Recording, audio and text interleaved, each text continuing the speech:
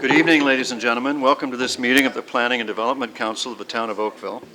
Madam Clerk, I understand we have regrets this evening? Yes, Mr. Mayor, we have regrets from Councillor Grant. Thank you. Councillor, are there declarations of pecuniary interest? Thank you. Can we have a motion and a seconder for Committee of the Whole? Councillor Johnston and Councillor Duddick, all in favor? Opposed, if any? We're now in Committee of the Whole, which is a state council can enter for sort of relaxed rules of procedure to enable more consultation and interaction with the public. And the first item, Council, is the consent item number 1, and that is the bylaw to dedicate certain land as part of a public highway on Spring Meadow Way. How do you wish to proceed? Councillor Elgar moves it. Any discussion? All in favor? Opposed, if any? And that consent item is adopted.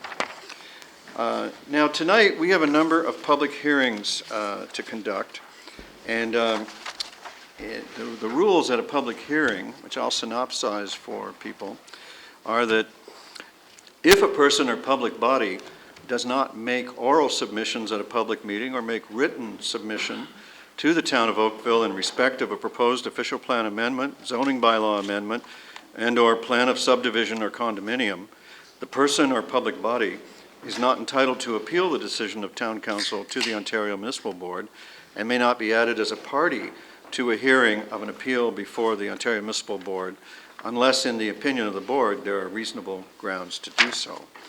And if we will give our attention now to our senior planner, Rob Thun, he will introduce the first public hearing item. Mr. Thun.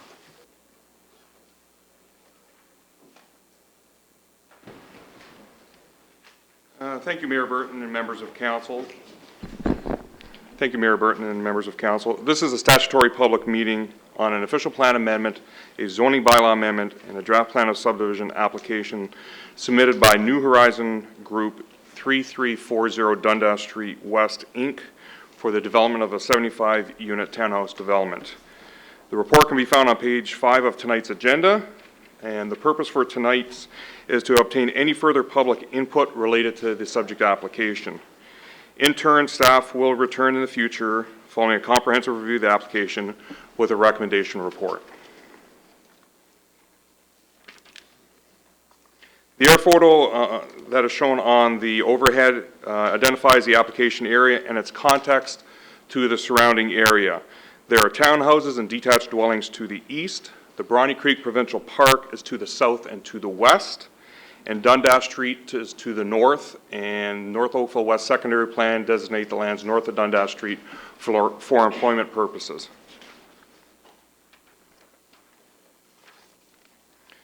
Within the Livable Oakville Plan, the site is designated as medium density residential with a density range up to 50 units per site hectare.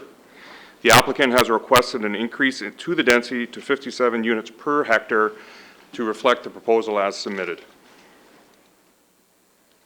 The zoning for this site is Parkway Belt Agricultural. Similarly, the applicant is seeking a site-specific zoning bylaw amendment to rezone the site to R7 to reflect the proposed townhouse development. On the overhead slide before you now is the draft plan of subdivision and a conceptual plan. A public information meeting was held on March 7th, 2013. 8 members of the public attended. The slide identifies various blocks on a public road, or public roads, streets A and B. Along the Dundas Street frontage, there will be 3-story townhouse units. There will be 2-story units along the Bronte Creek Park side and also the existing townhouses on Elder Lane. And 3-story back-to-back units internal to the site between streets A and B. Each unit has access to a municipal road. The proposed roadway will be an extension of Elder Lane and of Staley Bridge Drive. For council's information and for the general public, these are several slides which will show conceptual renderings for the site and the proposed development. As you can see, the 2-story townhouse development, the 3-story townhouses that would be fronting onto Dundas Street, and also the 3-story back-to-back units within streets A and B. In conclusion, Your Worship, the staff put forth the following recommendation for Council's consideration. Look forward to additional information from the public should that become available, and we'll return to Council with a recommendation report in the future. Thank you. Thank you, Mr. Thun. Questions? Councillor Elgar? Thank you. Through Mr. Mayor, a couple of questions. One of them is at the public information meeting, there was a question from one resident is who owned the fences behind them to the east of this property. They were concerned that maybe they would get removed. I'm just wondering, I didn't see it in the list of questions, Mr. Sun. I'm just wondering if that has in fact been noted. It has, through you, Mayor Burton, to Councillor Elgar, that has been noted. Urban design and the design of the various blocks will be taken into consideration, and also a discussion with engineering staff so far to date has shown that the fence that is along the Elder Lane, rear of the Elder Lane properties is on private property, is not on this property, but we will look into it further to make absolute certain for this application. Thank you. And yet, one other question that's come up is the Parkway Belt agricultural zoning is on the property now, and the question is, who has the control to change that Parkway Belt zoning on this property? The Parkway Belt agricultural zoning is a town zoning, such that the zoning bylaw amendment is changing it from Parkway Belt agricultural to the R7 zone, or as submitted, and it will be reviewed in accordance with the policies of the town and the recommendation put forward, but it is the town. Okay, because it was the feeling it was the province, and that was, I just wanted to make sure. An official plan amendment was done for this property, and the Parkway Belt applications were done back in 2004 or 2003. Thank you very much. Council, any other questions? Mr. Thun, I have one. Can you give us a little more information about the difference between the 50 and the 57? Yes, the application, as through you, Mr. Mayor, the property itself is medium density residential. The zoning range is 30 to 50 units per site hectare. The application has been put forward for 57 units per site hectare to reflect the 75 unit townhouses. If this were a property that was with a condominium road, the density for the site would be 37.7 approximately. With the roads becoming municipal now and the 75 units, it increases the density to 57 units per site hectare. So, sorry. All right, thank you very much for the information. Are there members of the public here with information on this item? I understand we have at least one. Madam Clerk, would you like to call the registered delegation? Mr. Ken Sachenko? Thank you. Welcome, Mr. Sachenko. How are you? Council looks forward to your information. Good. I'm a little hoarse, so it's not that I'm afraid of you, I just can't speak today. However, with regards to this, well, first of all, I'm on the southeast corner bordering this property, and the fence that you were referring with, that's actually Monarch put it up to appease, I guess, the ruling. That is going to, I was told it was coming down, the one on the side. The one on the back remains. Is that the one you were talking about, the fence? That's exactly one, but I'm not sure, I don't know who told you that, but I think that's what our planning department will confirm. Yeah, he built it on his side of the road. He gave me an extra 3 feet or something like that just to appease me. But that's not why I'm here. Okay, why I'm here is, when I first bought from Monarch, they had a property proposed set up for behind us and beside us. And they said townhouses like ours beside us and single-family dwellings behind us. And I said, so what is that? And they were referring to 35 people per hectare, not 50. I don't know how this all of a sudden becomes an issue. Like, naturally, if I come as a developer, I want to maximize and get the most benefit out of the property, so I want to build as many as I can. There's a lot of consideration that I don't think was taken in. When we bought our lots, they said 35 single-family dwelling. This is townhouses, this is three-story townhouses, and density is really an issue. Because I tell you, going into the property, I love that word municipal roads, but we only have one municipal road coming out of that whole section now. That is Stally Bridge Road. We have another Stally Bridge Road, which is a condo association. It's a private road. So now you're increasing it to 57. Well, hopefully that's not going to go. Because it went from 35 to 50, and now they want a 57. The density in that area, if you put in 57, is going to be total chaos. There's only one road to get to Colonel Williams Parkway with. There's a condo road, and how it works, as you can see, it comes down and it comes down. Stally Bridge goes to Colonel Williams, and then there's another Stally Bridge Road, which is a condo that they pay maintenance for, and that comes down and goes into Colonel Williams too. Well, I hate to tell you, but if I'm living in that section, I'm going down that condo road because it's the easiest access. And not only that, it's the one that's plowed. In the wintertime, they plow it because they pay the fees, right? Well, I'm right on the corner there. So when it's snowing out, I go down the one that's plowed. It's not even, and it's a condo road. So with all these 57, like the density in there is just terrible. Number two, what they don't show you is there's no parking. Most of these places, if they have a parking spot, it's one-car driveway. Right now, we have the only access that goes out is on Elder Lane. Oh, I see it here. Access on Elder Lane, you can park on one side. Well, in the wintertime when it snows, you have to wait for one person to go through. With all these people, how are you going to get through? You're going to have to put 3 stoplights or something. Like I really am upset because I think that to have a builder come in and say, okay, I want to optimize my profit, so therefore I want to go from 50 to 57. When we were sold the properties, they said single family and they said 35. That's a huge difference. Okay, that's number one. The snow is a big problem. Another problem is with the, let's see. Well, basically it's a safety issue because the kids do play on the roads and stuff. And with the density coming down into one funneled area, it's going to make it really, really hazardous for our kids. Okay? So there is a safety issue. If you took a survey and said, oh yeah, because I did talk to Bob, and you did inform me on what they did. They took an analysis. Oh no, we can do it to 57. I'm going, where'd you get that from? When it was 35, now we're going to 57. Doesn't make sense to me. So are we pissed? Yeah. Excuse my French. That's a technical term, right? Oh, okay, technical. I thought that was technical. I thought it actually was a grain into it. But anyway, okay, so everybody I've talked to in the area certainly don't want to go to 57. I don't know what it's going to take to stop that. But we're letting you know that we don't like it. And it's simply because density in that area with one access road to Colonel Williams, give me a break.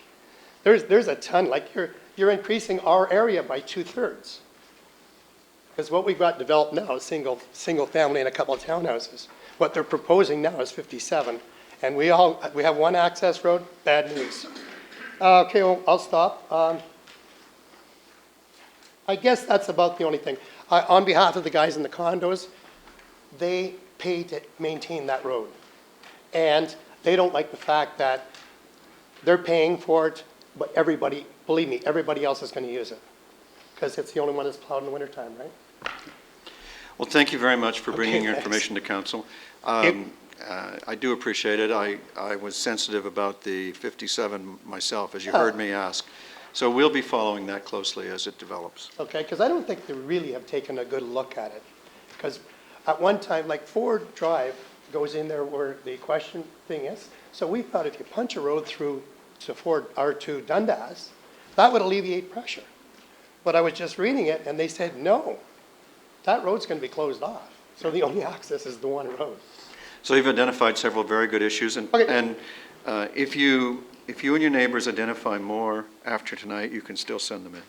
Okay, we'll submit it to Bob or whatever, but I just figured to get off my chest. Thanks. Thank you very much. Madam Clerk, is there another delegation on this? No, there are no further listed. Are there any other members of the public with information for council on this matter? Well, you spoke for others. We always appreciate that.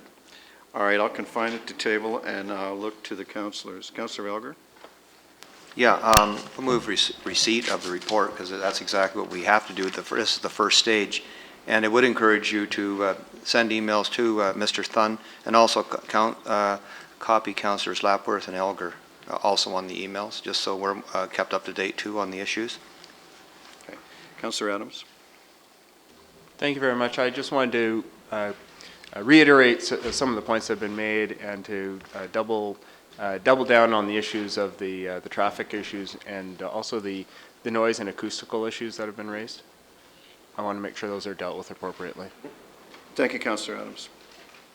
All right, so for the benefit of the public, let me explain that the way it works, this is a process designed to collect public input, and it's not done yet because, as I indicate, we still receive written information after tonight.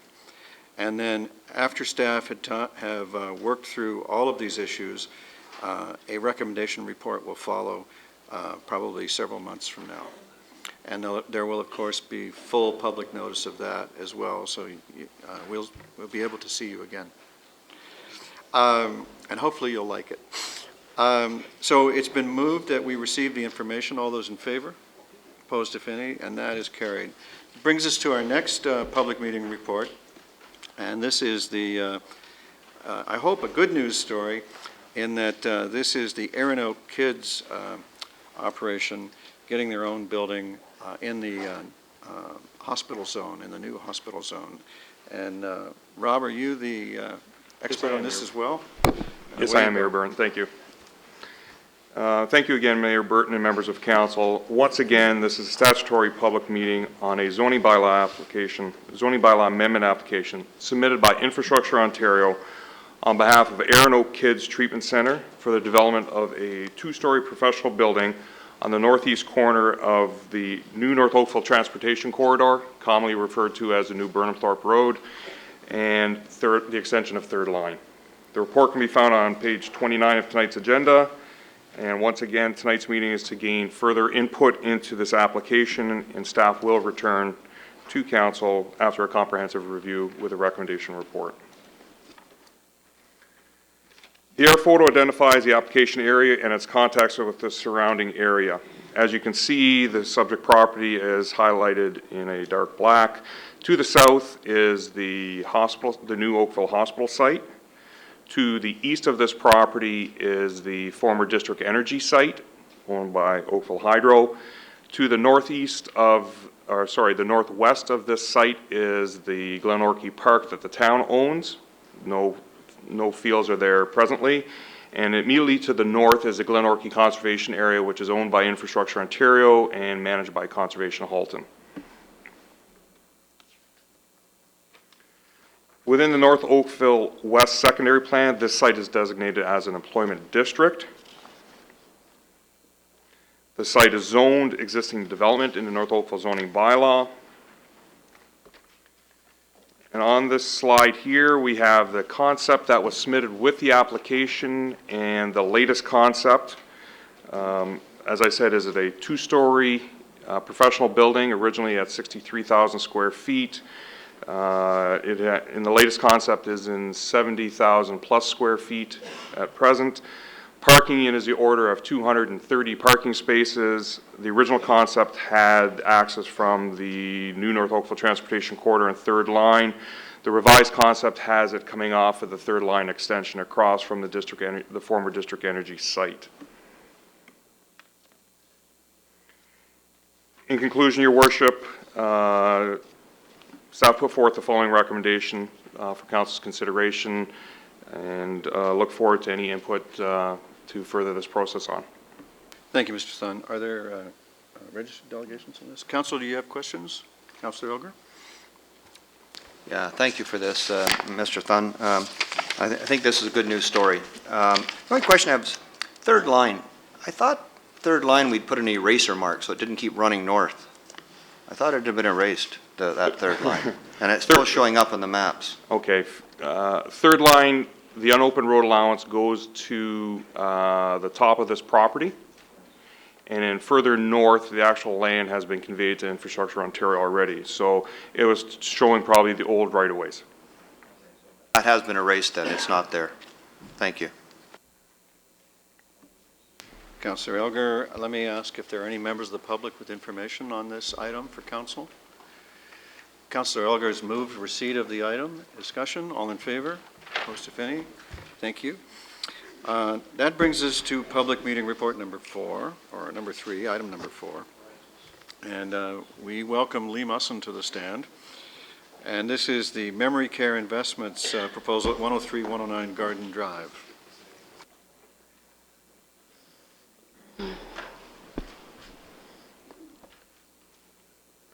Good evening, Mayor Burton, members of council. My report this evening can be found on page 43 of your agenda.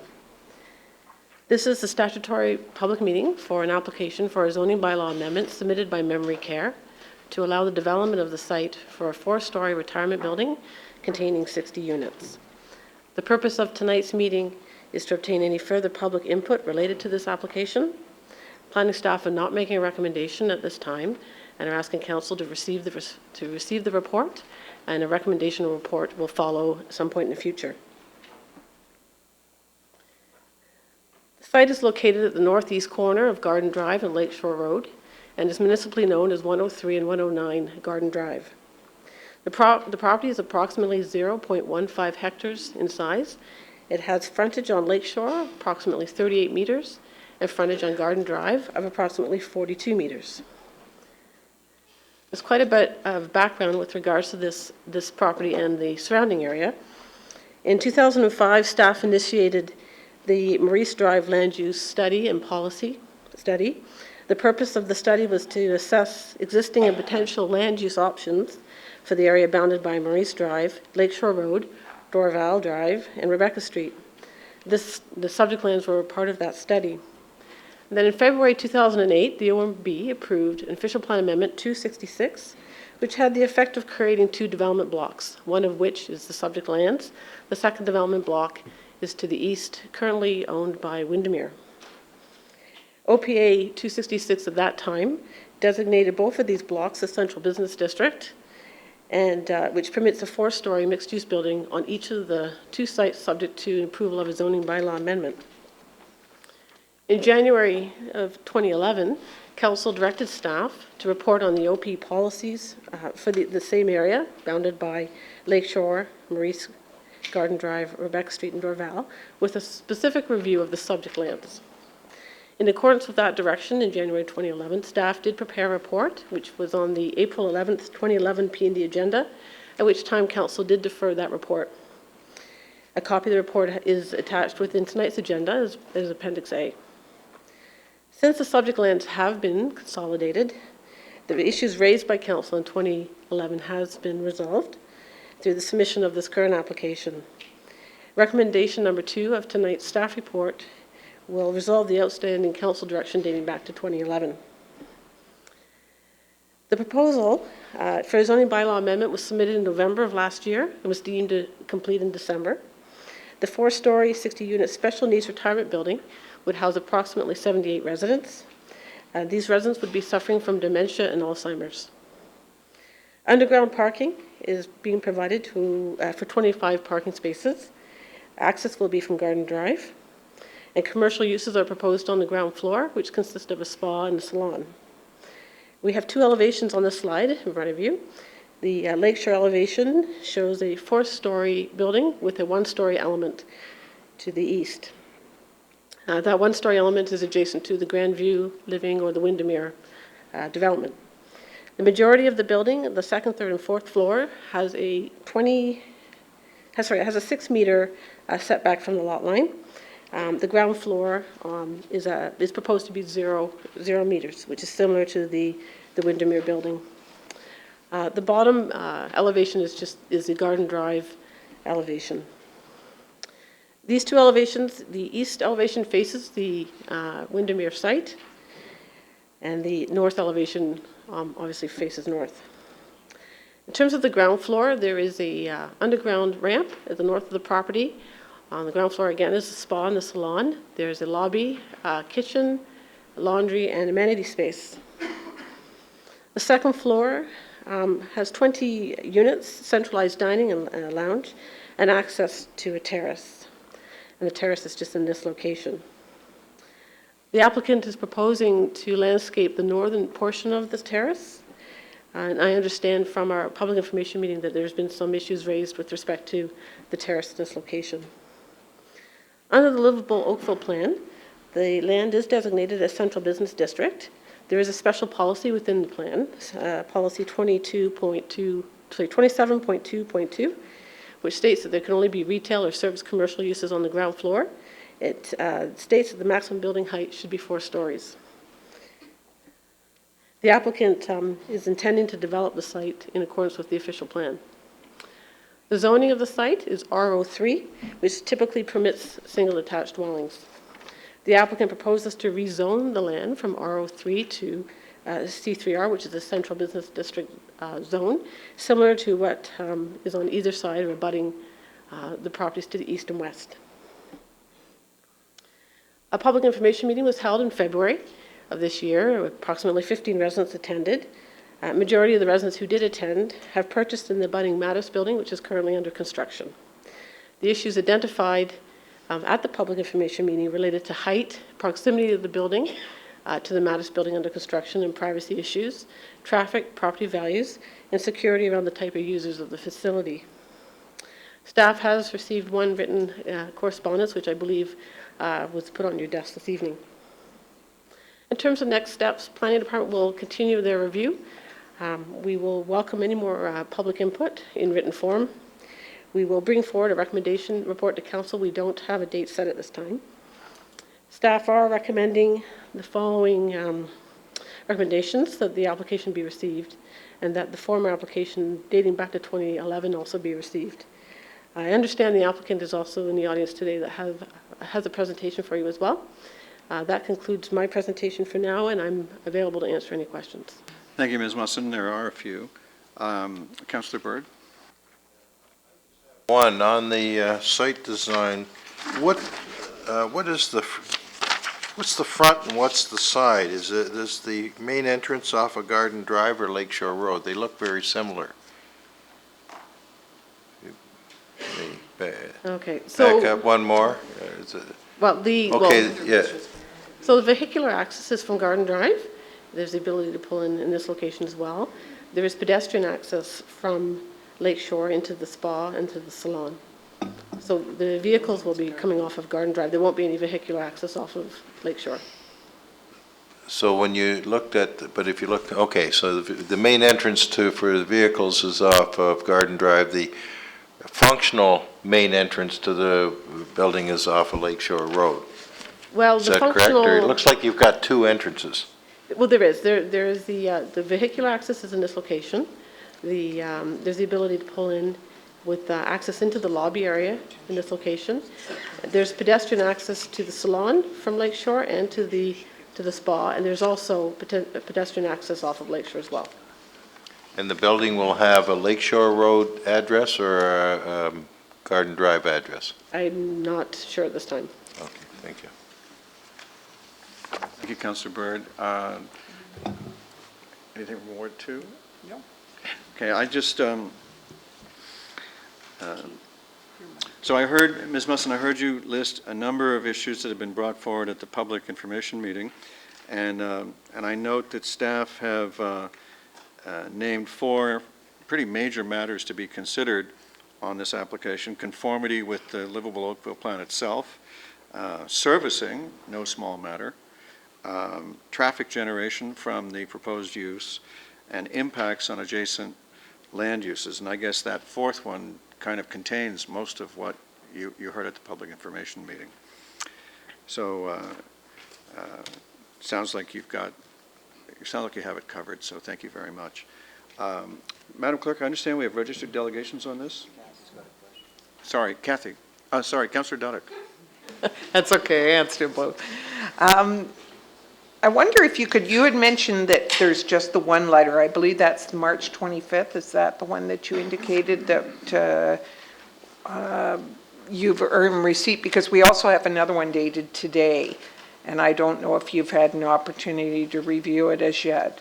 But I dare say I see the authors are in the audience, so they may very well speak to it. But some of the suggestions that were brought forth in the context of the one letter made reference to the exclusion of fast food retail. Is that something that we can incorporate in the zoning bylaw, the use of the building in terms of the ground floor commercial?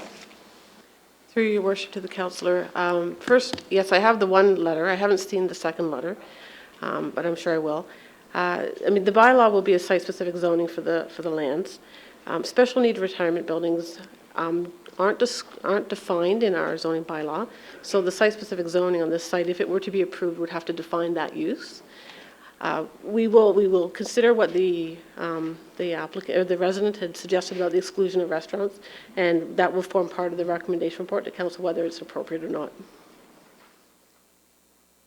Is this building going to be going through site plan approval as well? Your worship to the councillor, yes, this will be subject to site plan approval. Okay, so that's an important aspect that we need to remind the public. There'll be an additional opportunity whereby they can speak to the fine tuning, so to speak, of the building. So I just want to make sure we captured that. I'll let the others speak to it. Thank you, Councillor. Madam Clerk, would you call the listed delegations, please? Yes, we have Deborah Curran.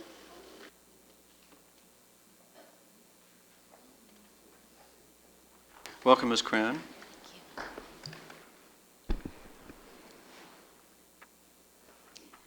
Good evening, Mayor Burton and members of council. My name is Deborah Curran, and I'm here representing the buyers of 205 Lakeshore, many of whom are here tonight, basically in this back quadrant.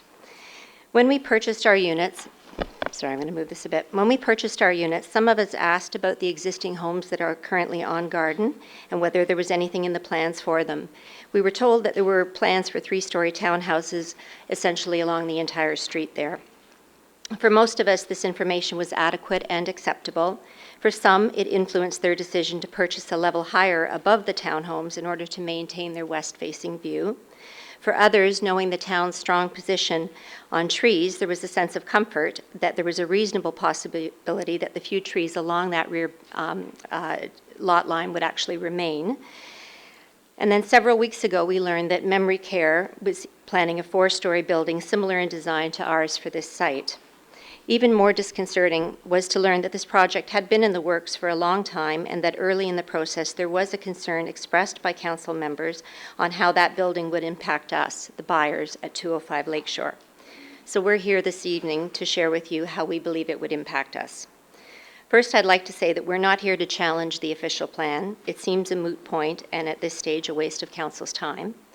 However, we do wish to go on record to say that in a perfect world, we would not want to have C3R zoning adjacent to our building, and that despite its designation, to us, our building is residential, and that block adjacent to us should be residential rather than institutional. However, our comments tonight are intended to be both realistic and constructive. We've seen the plans for Memory Care, and we have seen more than one rendered drawing, so we are aware that some of our questions or concerns may be things that are a bit of a moot point or moving target at this point. Our first concern is with setbacks. Under C3R zoning, the requirement, as said earlier this evening, is a 0 setback from the lot line.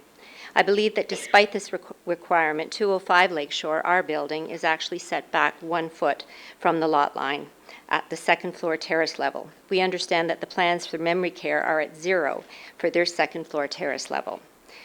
I was told that I could use a PowerPoint presentation this evening, but I decided to do something a little bit more old-fashioned, so I brought this. It's going to come in handy tonight. This is to demonstrate how far the proposed terrace at Memory Care will be from my terrace, 1 foot. My husband and I bought a double unit and paid a premium to have a 1,000 square foot terrace that may in fact turn out to be unprecedented in its proximity to another terrace in our livable Oakville. I've asked for an example of anything else that is this close, and as of yet I haven't received any other examples. So this brings up many concerns that would use all of my 10 minutes here, so I decided I would be very brief and say that the two key things are a complete loss of privacy and security as our top concerns. The entire reason that we decided to purchase this unit was based on this terrace. Never did we dream that we would be able to literally reach out and touch our neighbors or climb over to visit our neighbors or vice versa. Obviously, we're strongly opposed to the terrace as it is currently planned. To move to the second point, it is our understanding that the second floor will be half terrace and half roof. That rooftop is above the kitchen and the laundry facilities in the drawings, and the question is what, if anything, is going on top of that portion of the roof? Will there be ventilation? Will there be mechanicals? We don't actually even know if this is a concern, as we've not been told where that equipment might go, but suffice to say that if it were to be located over the kitchen and laundry, it brings a host of other concerns: noise, smells, an unsightly view, not to leave out safety hazards, given how easily one can climb on to or from that roof. If it is possible this evening to get this question clarified, we would appreciate knowing what is planned for this portion of the rooftop. But for now, we are strongly opposed to any equipment being located on the east side of the building, be it on the terrace or on the rooftop, where it would interfere with our enjoyment of our outdoor spaces. The next point is with balconies. As I've already mentioned, we have seen more than one rendering, one including balconies. To date, we've been told that there won't be any balconies on the building, but for the record, we are strongly opposed to any balconies on the east and the north sides of the building, for a variety of reasons, privacy included. Our next point is with the north side of the building. Given that we are residential and this is an institution, deliveries, garbage pickups, even ambulances will be there on a regular basis and therefore a huge consideration. And of course, that's going to bring out a host of concerns such as noise, lighting, smells, and trucks. Lots of trucks and lots of the annoying beeping you hear as trucks are backing up. I'm sure any future townhouses on Garden will also share exactly the same concerns. Our last request is to ensure that we have a clear understanding of any variances that are being requested by memory care. For example, a reduction in the buffer strip setback. I have no idea what that even is, to be perfectly honest, but we'd love to know where this is located and what has been requested in terms of a variance. Other things such as hydro wires, again, given the proximity, we're asking for some form of assurance that those hydro wires that are also pretty much that reach out and touch me will actually be buried by the city. We do understand that something is going to go on that site, and by no means are we saying that we have a NIMBY, not in my backyard attitude about it. But to a degree, we are saying that we were here first. This is our home, and this is our investment. It is most unfortunate that we were unaware of the plans for this site, or as some purchasers feel, that we were deliberately misled. For many of us, had we known that we would be standing here this evening, we would not have even purchased in that building. But we're not pointing any fingers, and we're not laying any blame. We simply recognize that we now need to make the best of a bad situation. This building in its current form will impact us negatively at many levels. We're not experts in building or planning, but we do believe that there are some options that could provide some form of a compromise to our issues. We are willing to review these with the builders and the planning department, but we are asking you, Mayor Burton, and the members of our council to protect our rights as residents in this community and pay very careful attention to how this building will impact us, as well as the precedents it may set for our town. Toronto may be reach out and touch the Gardiner Expressway in their sea of condos, but this is still Oakville. Thank you. Thank you very much for your presentation and the witty parts as well. I think you've done a great job of laying out your issues. I'll repeat, as I did to the other delegate, that if more occur to you, this wasn't your last chance, and we gratefully receive written submissions.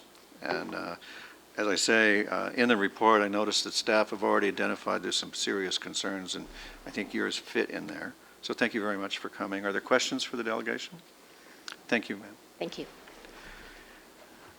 Next delegation. Next delegation could be Rabab Alieri. Please. For people retirement, I think I might say people retirement. Oh, another item? So that's a different item. Okay. That is what? Oh, number 6. Okay. We'll change that number for you right now. Are there any other members of the public with information for council on this item?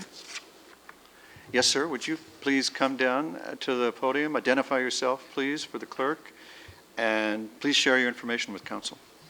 Thank you, Your Worship, members of council, and ladies and gentlemen. My name is Glenn Lucas. I am the planning consultant acting on behalf of the applicant. I prepared a very short PowerPoint presentation, Your Worship, that deals specifically with some of the concerns that you've heard tonight. So I will get that started for you.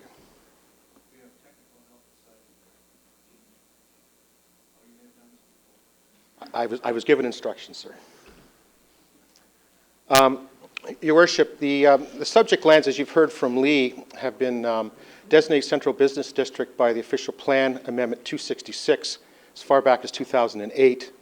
OPA 266 permits development to a maximum of 4 stories. So that approval's been in place for quite a while now, almost 5 years. The town's official plan, which was approved in 2009, reaffirmed that designation and the permission for a 4-story building. The lands are also located within the Maurice Drive Land Redevelopment Block Plan, which permits higher density residential and mixed-use development. Now, an open house was held back in February, and a number of residents did show up for it. I think it's fair to say that the majority of the people who showed up were future residents of the Windermere Manor condominium located immediately adjacent to this project. And those concerns were primarily from those people who purchased units on the west side of the building. That's the building that faces our proposal. And those concerns focus primarily on the loss of privacy. So we've taken a look at that, we've heard those concerns, and we do have some comments and some proposals to deal with some of those specific concerns. Now, I would like to add, before I get into those, Your Worship, that typically these types of issues are issues that are held or handled through the site plan approval process, where we can now talk about setbacks and specifics about how we address those things. Now, I also understand that we're here for a rezoning application, and that you've heard concerns from the public. So to the extent that we can address those concerns now, we will. But there is a process to deal with these things, and it's normally done through site plan.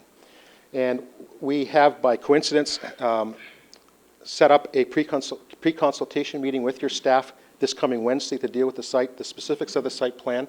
That's actually occurring at 2 o'clock on Wednesday. And we will then deal with some of those very specific items. Staff will identify at that meeting as well the types of things that they're going to ask us to address as part of the site plan application, and we will do that, obviously. This here is a cross-section that we prepared of the Windermere Manor condominium that's next door. And what you can see is you have a building with a ground floor that really goes from property line. This is Maurice Drive right here. Goes from property line all the way over to the west property line. So the first floor basically occupies the entire footprint of the building, or of the site. Floors 2, 3, and 4 are set back. And this setback here is about 20 feet, about 6 meters. I'm assuming that this was done in anticipation of a building being constructed next door. Because obviously you don't want to be able to reach out of your window and shake the hand of your neighbor. So I'm assuming that that's why that setback was incorporated as part of the design, in anticipation that there was going to be some development next door as well. And the official plan would in fact allow for a building to be 4 stories high next door. So again, we're talking about a setback now of these 3 stories of 6 meters or 20 feet. This is a cross-section of our proposed building, which is located next door. And what we've done is basically duplicated or have a mirror image of what's being proposed or what's being constructed as part of the Windermere. Again, we have a first floor that occupies basically entire frontage along Lake Shore, and then the next 3 stories set back. And we've set it back about the same distance. It's about 6 meters or about 20 feet. We're also proposing, as was indicated, a terrace, and we're proposing as well some balconies. Now, in fairness to staff, this is something that's new to the proposal. The initial application, when it was submitted, had not anticipated the balconies, but my client has indicated a desire to include balconies or access for residents that are located on both the 3rd and 4th floor to have access to an outdoor space. I'm going to talk a little bit more about what we're planning to do with that outdoor space in a minute.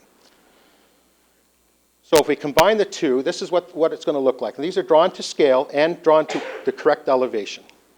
And you can see that the first floor of these buildings are basically almost touching. There's about a foot apart. In essence, it's a zero lot setback, or zero lot line setback. Now, as it turns out, this building is a little bit higher in elevation in terms of the ground. And there's about, I'd say, about a meter difference between the first floor of the Windermere Manor building and the first floor of our proposal. And we acknowledge that, yes, there is a very close proximity for these two terraces. Now, to address the concerns that were expressed, what we are proposing now is that the terrace on the roof of the second or the first floor be actually set back on our site by 1.5 meters or about 5 feet. We're also proposing some treatment of those terraces to provide some privacy.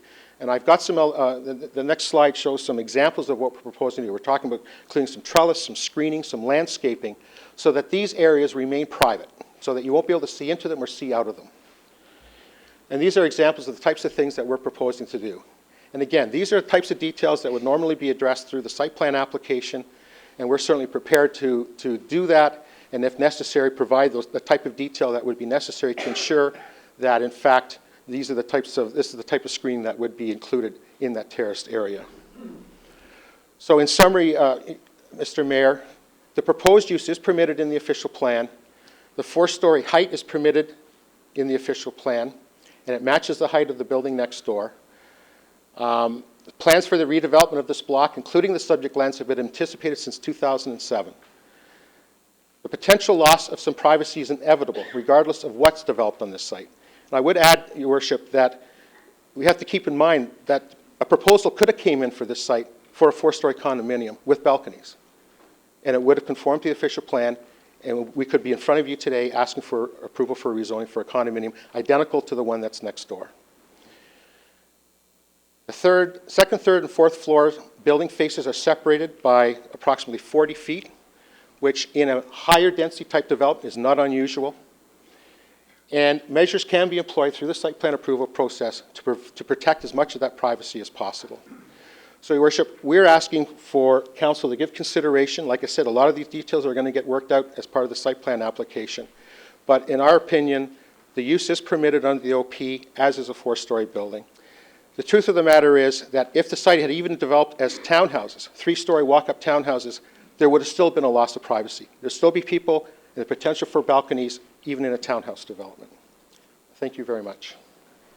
Any questions? Councillor Dudek has a question. And Councillor Elgar. Thank you. Thank you very much for your presentation. I'm a little surprised about the addition of the balconies at this juncture, given that early on that was identified by the residents across the way as being an issue for them. So rather than trying to address it or mitigate it, it almost seems like you're going the other way. What is the rationale for providing balconies for people who have an assisted care environment? Through you, Your Worship, the purpose is to provide those residents with the opportunity to spend some time outside within a controlled environment. Obviously, we can't open the doors and let those people wander outside for obvious reasons, but there was a need to provide them with some space, outdoor space, where they could go. If we limited that outdoor space to the terrace, it means that people that were on the 4th floor would have to go down to the 2nd floor. There are very strict controls, as you can imagine, in this particular case where you're dealing with residents with Alzheimer's or dementia. Very strict controls on movement, and it makes it a lot more difficult to start moving people between floors so that they could have some space outside. So the plan was to provide, again, an opportunity for those residents to be outside on the floor that they're residing on. Again, I would add that in the case of a condominium, if a condominium was proposed in these buildings, there could be balconies. And so what we're asking for is not out of character or out of keeping with what could develop on the lands otherwise. Well, I appreciate your point. We are dealing with this application and not the condominiums. Given the fact that you had indicated that you have an appointment or a meeting set up to meet with staff, I know that the residents in the abutting building, Councillor DeMoff and I had an opportunity to meet with and discuss some of their concerns. And quite often we've found it advantageous to have a meeting with the various parties so that we can come to terms with some of the various issues prior to getting to site plan, prior to it getting to the 9th hour, would you be willing to sit down and work some of these issues out with staff and the ward councillors and the residents? Yes, yeah, absolutely. We'd be prepared to meet with the residents. I thought we had a very good meeting with the residents at the open house. I had an opportunity to hear firsthand. I like these open houses, quite frankly, because it provides an opportunity for one-on-one kind of dialogue. Very difficult in this kind of a situation to do that type of thing. So we would certainly encourage meetings with staff and meetings with the residents to see if we can come to a solution. Absolutely. Thank you. Thank you. Councillor Elgar? Yes, thank you. I wonder if you go back to your rendering, and it was mentioned about mechanicals. Just wondering if you could show us, just for the people that are here, just where your mechanicals will be situated. I've been advised through you, Your Worship, that there'll be no mechanicals on the terrace or on the roof of that first story, if you will. The mechanicals would be on the roof of the main building, which is typically where you would find the mechanical equipment. It'll be the bump up area? Is that what you're proposing? In this area here. The exact location, I don't know. I don't know exact location. But on the fourth story, if you will. Not on the first story. You mentioned that the town reconfirmed the zoning as if to say the town had a choice. It was approved at the OMB, correct? That's correct. Yeah, so we didn't have a choice. Well, you did through your OP. Through change your it. official plan in 2009. You reaffirmed the Reaffirmed what was approved in 2008 at the OMB. That's correct. Thank you. Thank you, Councillor. Councillor Duddick, second time? Councillor DeMoff? Thank you for coming and clarifying some of these concerns. The balconies, just to go back to that, when I saw the floor plan for the the third and fourth floors, are those not individual patient rooms along that wall? I'm just wondering how you will have access for the patients on the third floor to outside if those are rooms all along that wall. Through your worship, I would expect that the floor plans would have to be revised to provide that common access to that open space area. Again, it's still a work in progress. The architecturals are in the process of being prepared. The dilemma, of course, is you don't want to get too far down that road because we still have to go through site plan approval. And so there may be things that come out of that site plan process that would impact the design of the building. So it is a work in progress, but it has not been finalized. Just to revisit the issue of, or the possibility of meeting with the residents and staff, Councillor Elgar raised a valid point regarding the mechanicals. And given the drawing that I'm looking at currently on the screens, that person who's on the top floor of the adjacent building would basically be looking across at the mechanicals. Is that not correct? That potential exists, but there may be ways to deal with that. That's what I was going to suggest. Could we maybe tackle something, because I know with screening sometimes can be an issue, and we can include a little parapet wall, if you will. Okay, so we'll maybe. Absolutely. Super, thank you. Absolutely. Any others? Councillor Khan? Thank you very much for your presentation. You said that you had a good public meeting. Is that the meeting that was held on February 20th? Yes, it was. Okay, and you also said that the plans had changed just recently. Was the public aware of this balcony issue back then on the February 20th? When did that come about? That came about within the last week or two. So the staff, in fairness to staff, they weren't aware of it either. We brought it forward today, in all honesty, because we wanted the public to be aware of the change, as opposed to bringing it up at a later time. So that's why we've included it. My concern here is, and I appreciate that, you said it's a work in progress, but we don't know where the mechanical components are going to go. We don't know how we're going to access the balconies. This whole balcony issue is a new area. So you're kind of bringing a lot of uncertainty to the entire project, and I'm wondering whether or not you're going to have another, or our staff is going to arrange another public meeting with the residents so they become more familiar with what you're proposing. Through your worship, again, I mean, these are the types of things that we typically deal with at the site plan. We've expressed a willingness and an interest to meet with the residents, and we can deal with those things. The application, in all fairness, that's before the public tonight is a rezoning application. It's not an application dealing specifically with where mechanicals. Now, I understand the concern. Don't misread what I'm saying. But it's very difficult to deal with those as part of a zoning application. The zoning bylaws generally don't deal with the location of air conditioning units and those types of things. It's a concern. We understand that. We're prepared to address it, and we're certainly prepared to meet with the public. And those are the types of details that we can tie down as tight as you want as through a site plan application. It's just very difficult to do it through rezoning. But we're certainly prepared to look at all those things. Thank you, Councillor. So if there are no other questions, I have a few for you. First, you're aware that under our procedure, we're not making a decision tonight. I understand that. Okay. And there's a couple of things that you said that make me want to seek a little clarification from you.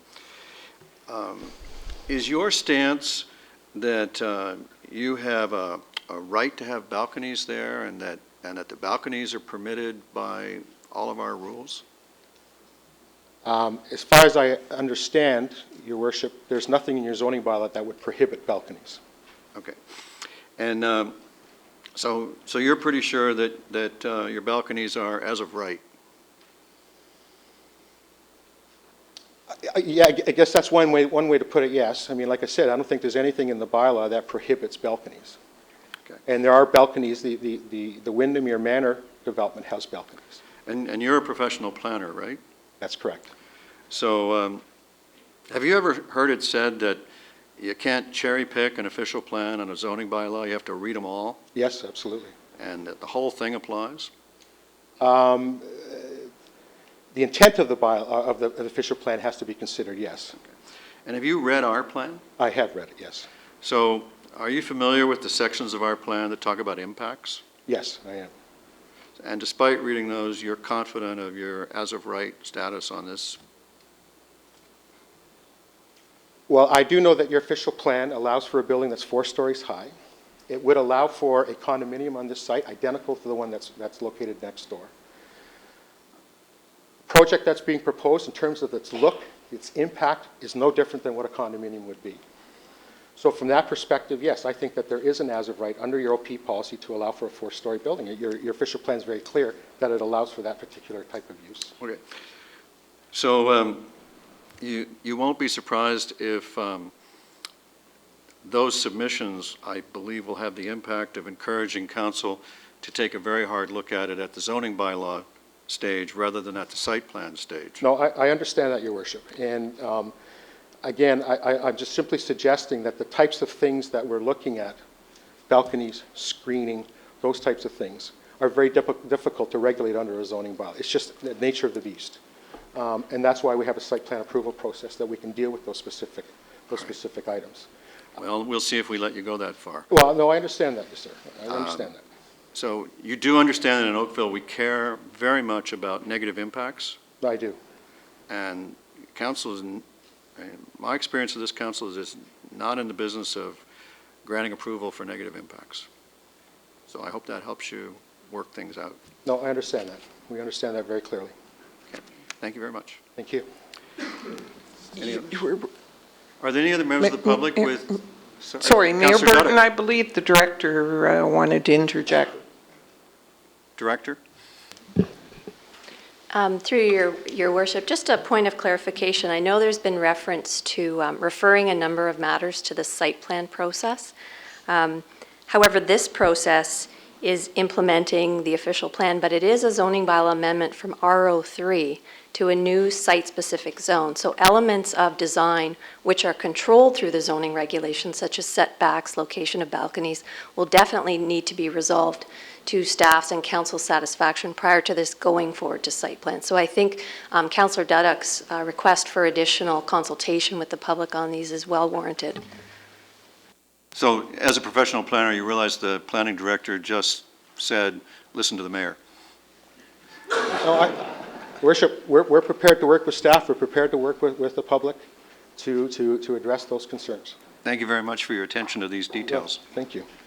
Any other members of the public with information for council on this? Thank you, sir. I think we're done. Any other members of the public with information on this matter for council? Then I'll look to the ward for a motion to receive. So moved. Thank you, Councillor. All those in favor? That's carried. That moves us right along to the 1132 Invicta Drive Public Meeting Report.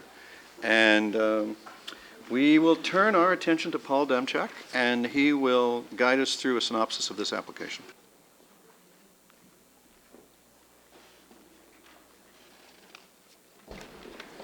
Good evening, Mayor Burton and members of council. Staff is in receipt of a zoning bylaw amendment application to permit a private school on the subject property. Property is located at 1132 Invicta Drive. Currently, the site is occupied by the Toronto Rock Lacrosse facility. I've attached here a site plan showing the existing Toronto Rock Lacrosse facility. If you look to the, I guess, your left of the screen, there is also the existing playing field, outdoor playing field. And then beside that is the proposed Hill Academy, which is a separate building from the lacrosse facility. These are a few concept elevations that have been attached to the report. The site is designated as business employment under the Livable Oakville Official Plan. Through the Livable Oakville Official Plan under the community uses, a private school can be considered. The property is currently zoned E1. In terms of next steps, the staff will complete analysis of the application and bring forward a future recommendation report to council. And for this report, staff are recommending that comments be received. Thank you. Thank you very much, sir. Councillor Adams. Thank you very much for the presentation and the report.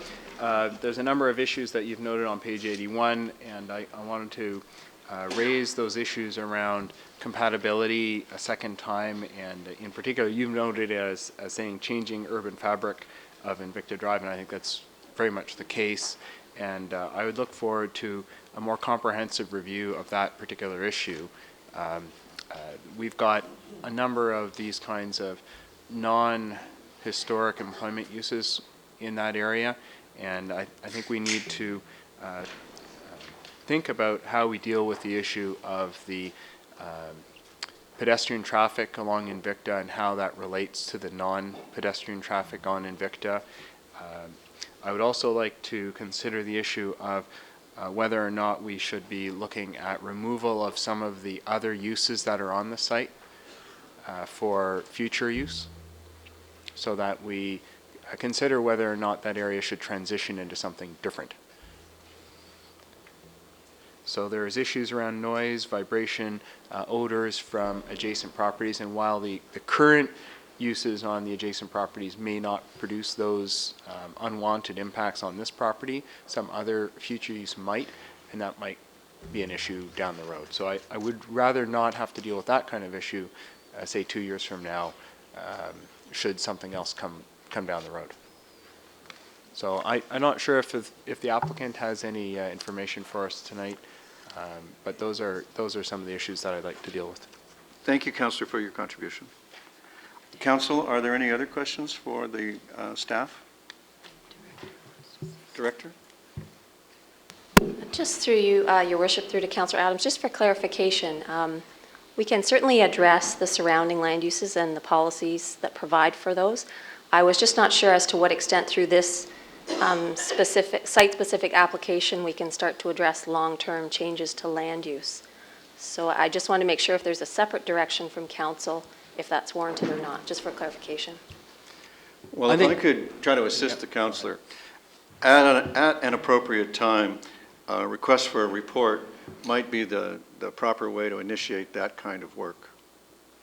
Yes, I agree. This is not the right time because we're dealing with a particular application, but we did have a discussion about it. I'm not sure if I'd say briefly, but at some length earlier this afternoon. And it is something I think that we should bring forward in a more detailed kind of report. Right. To deal with those issues about particularly the compatibility and the capital infrastructure that may or may not be available in that area.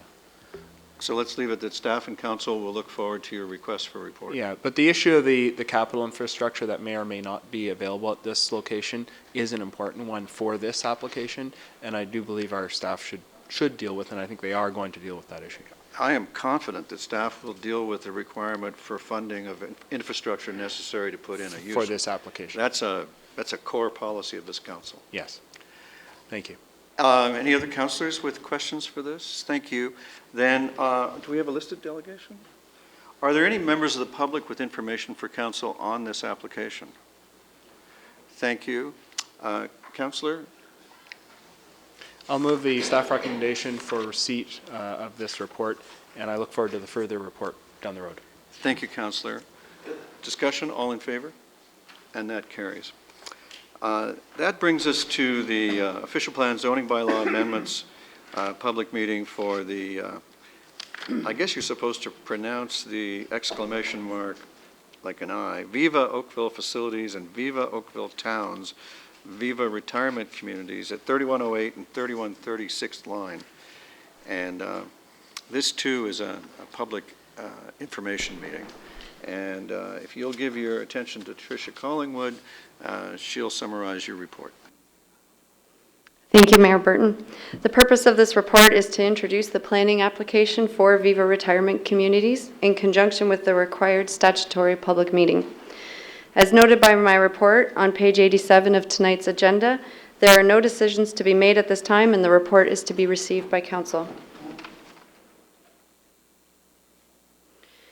The applicant has submitted an application to amend the official plan and zoning bylaw for the properties at 3108 and 3130 6th line to permit a 6-story retirement facility.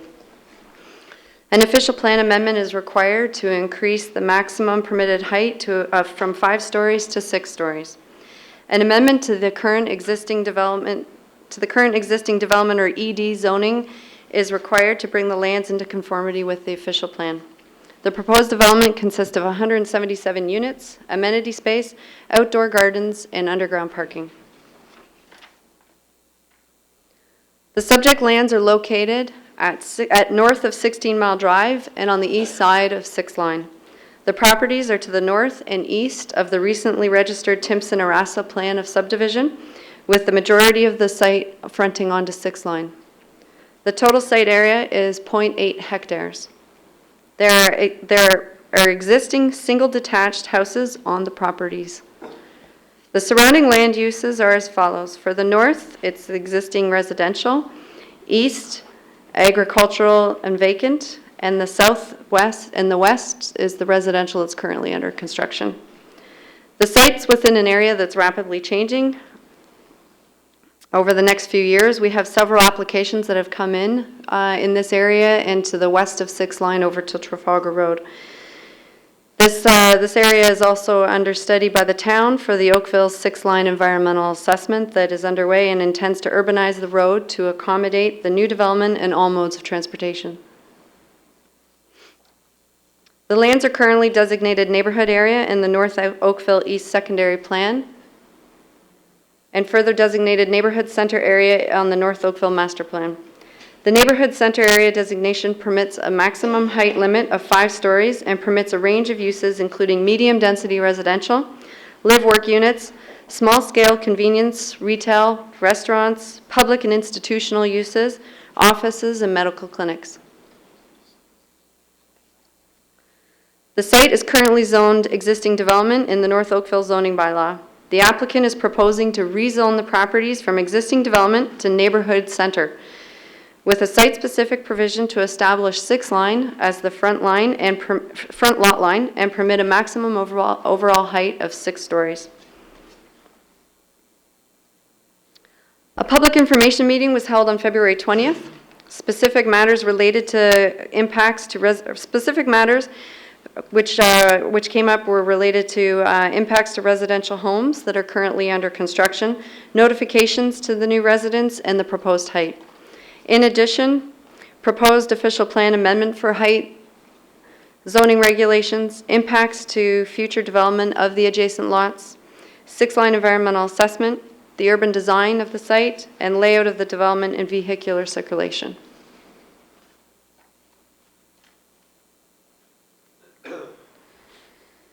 Next steps include staff and applicant continuing to advance the development concept and urban design, a complete analysis of the application, Comments received by the public to be considered during the review process and addressed in a future recommendation report, and the report being brought forward to Planning and Development Council meeting.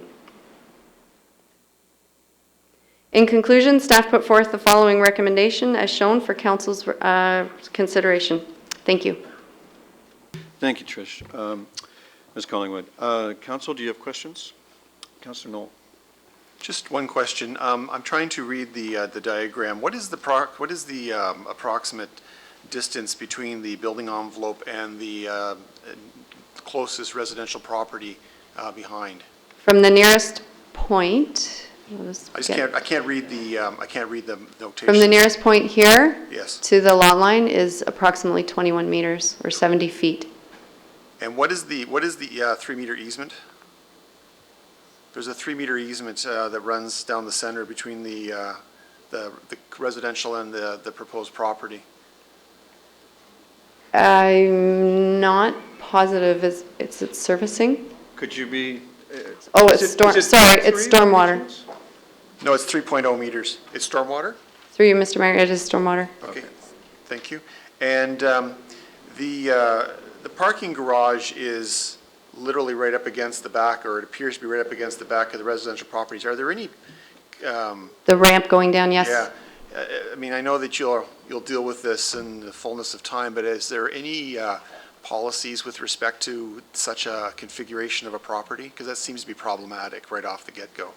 This has been brought up as a concern, and we will continue to address it through the technical review of the zoning and then again through site plan. But I do believe there would be some mitigation policies that we should be looking at when we address vehicular circulation as well as the ramp to the underground parking. Right, thank you very much. Thank you, Mr. Mayor. Thank you, Councillor Knoll. Are there, Councillor Bird? Got this picture on there. Right in the bottom corner, I guess, it looks like a labyrinth. What is that? It's termed Victory Gardens. Okay. And it will allow the residents, it's a garden for the residents, but it's also an area for the residents to plant their own as well. Okay, so that's the deemed open space. Yes. Thank you. Councillor Robinson. Thank you, Worship. Every time I see an official plan amendment application, I start to say to myself, why? And based on that, was this parcel of land reviewed, discussed, or any thought of what they're applying for now? Was it ever talked about when we went through the hoops a couple of years ago? To be 6 stories? Or to change the official plan then to what they want now? Well, we just did it. Through your worship, to Councillor Robinson, the property is located in North Oakville, so the specific designation on this would have been addressed through the development of the policies for the North Oakville East Secondary Plan. So that was the plan that was approved by the board in January of 2008, I believe. So a different context than I think you're thinking about in livable Oakville, but certainly would have been part of the North Oakville East Secondary Plan process in determining appropriate. Well, I guess so, but this all makes me very suspicious, really. Thank you, Worship. Thank you, Councillor Robinson. Madam Planning Director, before your time, the reason for the councillor's frustration, I think, that we can all hear in his voice, is before you joined us, we had what I have sometimes called the 7 Years' War over North Oakville. And so it's kind of, after all we went through over settling that, it's kind of startling to have an application for an amendment to the official plan there, given how up to now, it's been a compartmentalized, almost untouchable set of, this separate official plan on the side, so to speak. So I think the councillor is just expressing a frustration that many on council might actually feel. Ms. Collingwood. Through you, Mr. Mayor, when the applicant first came in for pre-consultation, they did come in with a 5-story building. The proposed Victory Gardens was not part of that plan. And when they did bring in their application with the location needed for the Victory Gardens, with the sun and different other elements of the site, they chose to include the Victory Gardens, which shrunk the footprint slightly, and I think at that time they decided that the 6 stories was warranted on their side. Thank you very much. I imagined that something like that was going on. They were trying to add something, but anyway, I won't go into that. I'm confident from what I've heard that staff are on top of this. Madam Clerk, we have a listed delegation. Would you Sir? bring the gentleman? Yes. Yes. It's your turn, sir. Welcome. Just so we can learn to say it, would you introduce yourself by name? Okay, my name is Riba, and actually I'm going through a process. I learned a lot about your work here, which is about like planning and engineering. So simply like I decided to move to Oakville because it's one of the safest community in Canada or in North America, and simply like all what I care about is my kids. And when I purchased the house, which is I am one, like my bedroom under the garage entrance. So I came here to the city and I asked about the zoning for the land in my back, and they said it is existed residential with expansion, with ability to expand 10% to that. So based on that, said okay, that I will take that and I will move forward. So all of a sudden, I'm seeing the sign coming off front there, like they're gonna be built. Like for me, it's like more than 7 stories. When I take it like by 3 meters every stories and I divide it, it's a condominium for me. So all what I care about it, and I'm not too much educated in the terms in that kind. I'm computer engineer, so I don't know how to take it, but I will take it from what's written here. He bought the engineering for the lighting for what they call it 10 o'clock, 7 o'clock, but he wrote something in his proposal, like he put the Victory Garden in the east of the building to get better lighting. So it looks like in the back there is no good lighting. This is my understanding, or at least this is the logic that I use it there. So technically speaking, by what he provided, there is no effect for the lighting, but the Victory Garden can't be in the back. The garage entrance in the back as well, it's like exactly underneath my and my kids' bedrooms. The concern that I have it here, like if you look at the back of this building, it has 2 entrances, one coming from the 6th line and the other coming from the 16-mile drive. Open entrance there with garage parking. What separates those from my property is a chain fence. So like my kids playing in backyard, what's the safety they would have it there? So like I'm not sure like why, like even when I spoke with the planning department, they said there is the 2 years planning for North Oakville and like what do you call it, mixed purpose buildings. I would understand like live where you work, clinic, something like you can control it, but with 177 plus employees, plus car parking there, like I'm not sure how can I control or make this environment actually saving. Like spent me, my wife, all life saving to put myself here in Oakville. I work in the city of Toronto, and I put myself to move all over from Toronto to here to get a better place for me and my family to live in. Thank you very much, and I hope I passed my... You've done very well, and you moved here for the same reason the rest of us did, and welcome. If you have further comments or thoughts on it, don't hesitate to share your submissions in writing. That'll help with the process, and I appreciate you bringing your issues forward. Actually, there's one point here. I believe Councillor Knoll has a question for you as well, but go ahead. Yeah, I spoke with the builder because those people living in the area will take over in 6th of June, and I told him, would you please inform the residents that that's going to happen, because I would say they will care about their kids as well. So he said, no, it's not my business. I told him, you received an official letter from the city and you have to pass it to them. He said, no, I can't. It's not my business. And said, okay, like give me the name of them and I will pass it to them. He said, I can't. It's information that I can't give it to you. So I would say like these people, they need to know, and they will take over by 6th of June this year. So I think like if the public hearing will be given another chance till June, I think another people will be informed there. Right. Well, I think it's safe to say that this is only one step of a process that stays in public, and you'll get notice.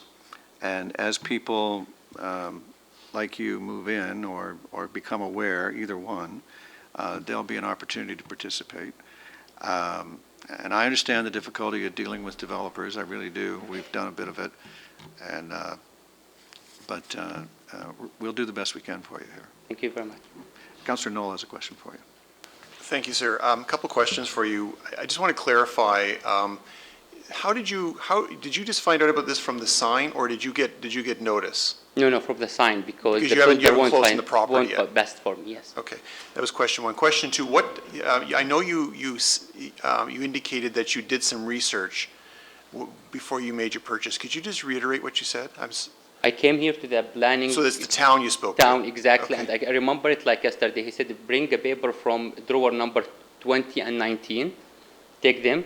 Like, I took them and I sat with him, and he told me, like, this area being zoned for existed residency, and even the builder, when he put it there, existed residency with 10% extension to what we have there. So no one mentioned to me like it's gonna be, there's another rezoning or amendment being done there. You knew that there was, you know what the height possibilities were though at that time, correct? No. Oh, you didn't even know that? No, I know it's an existed residency with what we have there is Bangalore. Yeah.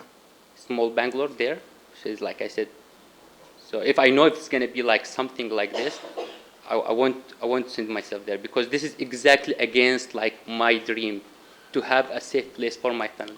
Okay, so, and I guess you've just answered my last question, that is, are you opposed to this use totally, or is it just the scale of the current proposal? Actually, I'm not sure where's my hand, but actually originally, like, I am against to have 177 people living there with their workers and everything. So given there's something, just think about it, like, and I can provide it for you. I have one of my kids have problem with sleeping, okay? They are like, he's not like a good sleeper, which has some medical problem there. Could change in Oakville though. Sorry? It could change in Oakville. Yeah, when you grow up. But there's something like telling you, like, how many ambulance and how many, it's a senior homes, like, how many ambulance, fire, what the possibility to have a fire, like, I'm talking math, in a building with 6 stories and with 277 persons. So, like, any fire will do it there, it's going to be catch up.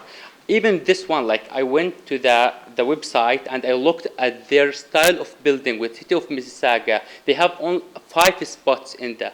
And I drove there. I find exactly like the spot they've been given to build there, there's no contact with residential. Like in Mississauga, they've been given like a spot to build in 2 major roads and empty space, then there's another road, and there's a residential people living there. So there's no direct contact with residential. Again, I'm not so educated in this area, but I'm trying to explain my concern here. So the bottom line is that you don't like this use period on this place? Okay, thank you. Thank you. Thank you very much, and welcome to Ward 6, or Ward 5. Thank you. I almost gave them to you. Welcome to Ward 5. When do you move in? 6th of June. Okay, great. Thank you. Councillor Elgar, we'll ask him back. Sir, another councillor would like to ask you a question. If you could come back, yes. Councillor Elgar. Thank you. Thank you for coming forward.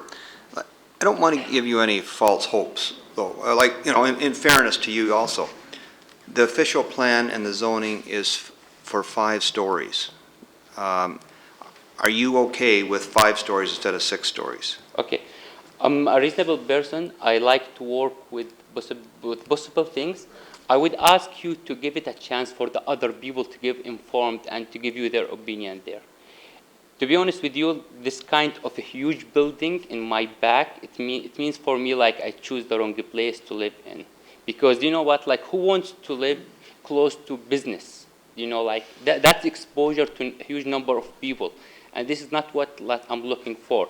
If this is the worst case, like this is not, like at least it's not a high-rise one. 2 extended height, 1st and 2nd floor. I think one of the people already listed that in the concern here, which is the 1st and 2nd floor extended height, and he's looking for another like 6 stories and the roof. for that one. But again, like if it's up to me, I don't like all that kind of business. I would prefer like something like townhouse, work where you live, like clinics, something with a little bit control. Thank you very much. I have a question to staff. What can we do about this? The official plan, it's 5 stories. Is that an as of right? Can you, I think, like, I just want to be fair with the person who came out. He doesn't live here yet, and so he goes into this with his eyes wide open. Can you expand on this a little bit, what that means? Through your worship, to Councillor Elgar, the North Oakville East Secondary Plan does provide for a height limit of 5 stories, and the applicant is seeking greater than that, so that would have to be assessed. In terms of the implementing zoning, most of the areas in North Oakville, other than those that have been developed, are zoned existing development with the intention that they will be changed to implement the approved official plan. So in this case, there's an intention to implement at a maximum of 5-story building. Just by way of, I guess, addressing the concern about residents who otherwise are provided with zoning information, it's correct that the zoning itself is existing development. However, there are official plan policies that inform that. It's unfortunate that this gentleman didn't receive that information. So we will endeavor to ensure that that additional information is provided through zoning or even redirected to planning. In terms of notifying the residents who are yet to move in, the suggestion could be that this come back after a time period so that those new residents do have an opportunity to receive the information and be informed. So that could be put off until September for this to come back. I appreciate this, but this keeps happening throughout all the new building sites where you go into the sales office and, you know, they should be telling people that are coming in what they're going to be backing onto. And we've said about getting signs. Obviously, it's not working still. Actually, I came to the city and I asked the city. They failed to inform me about that. I said, what's the zoning or what's the plan for this land? And they said it's existed residency with 10% extra to what you have there.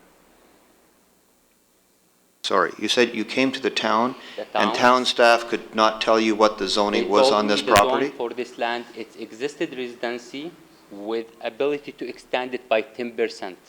This is exactly what I've been told.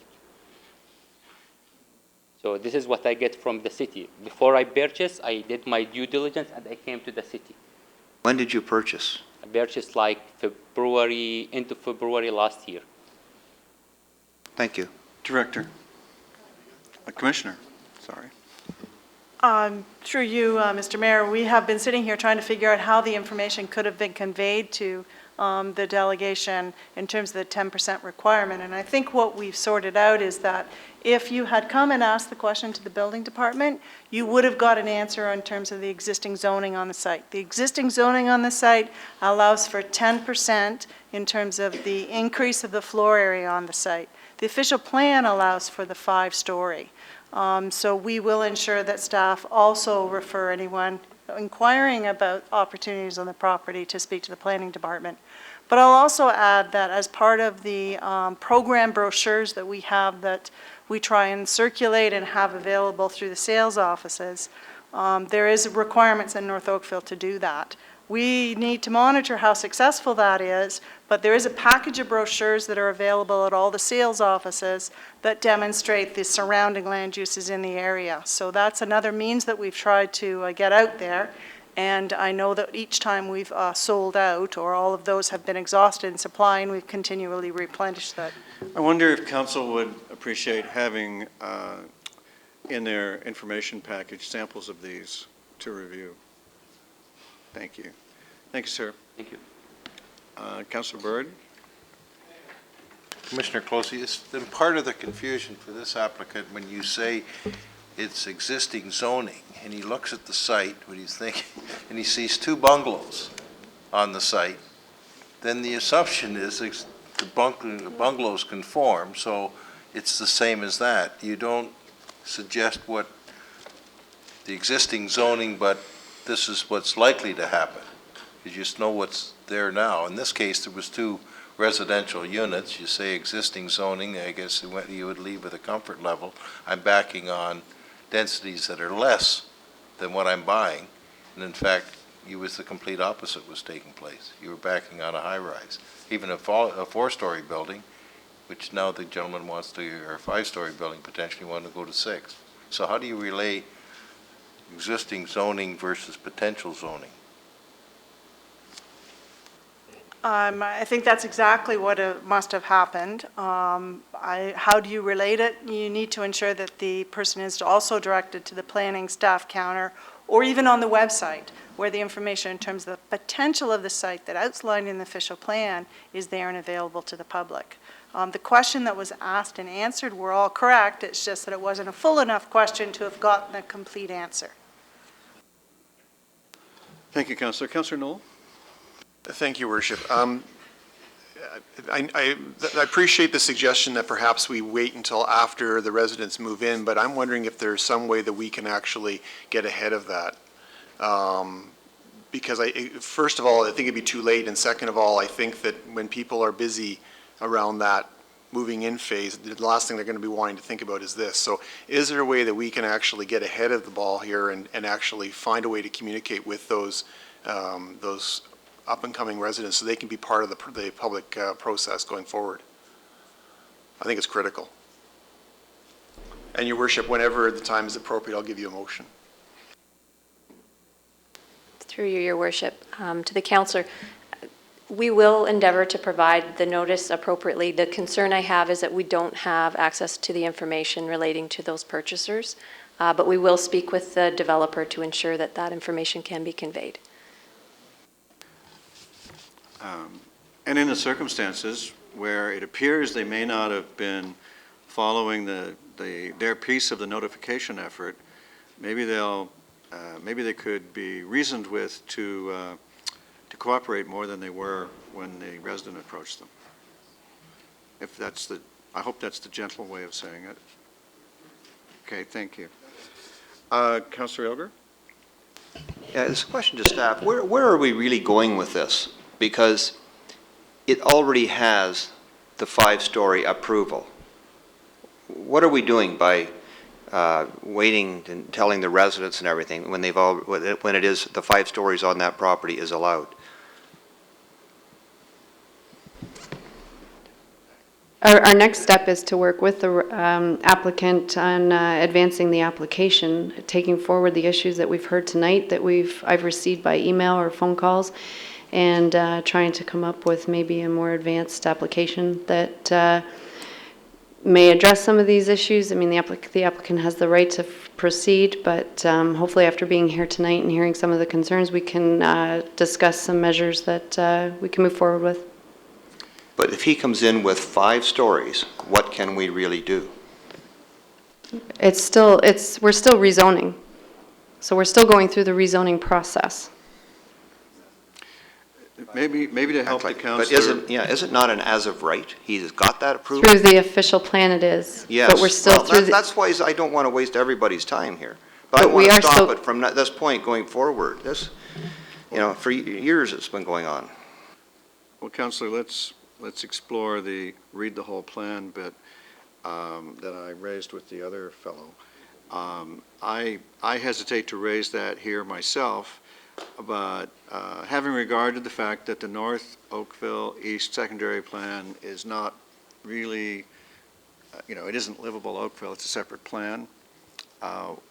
What have we around mitigation and impacts that would govern the so-called as of right business?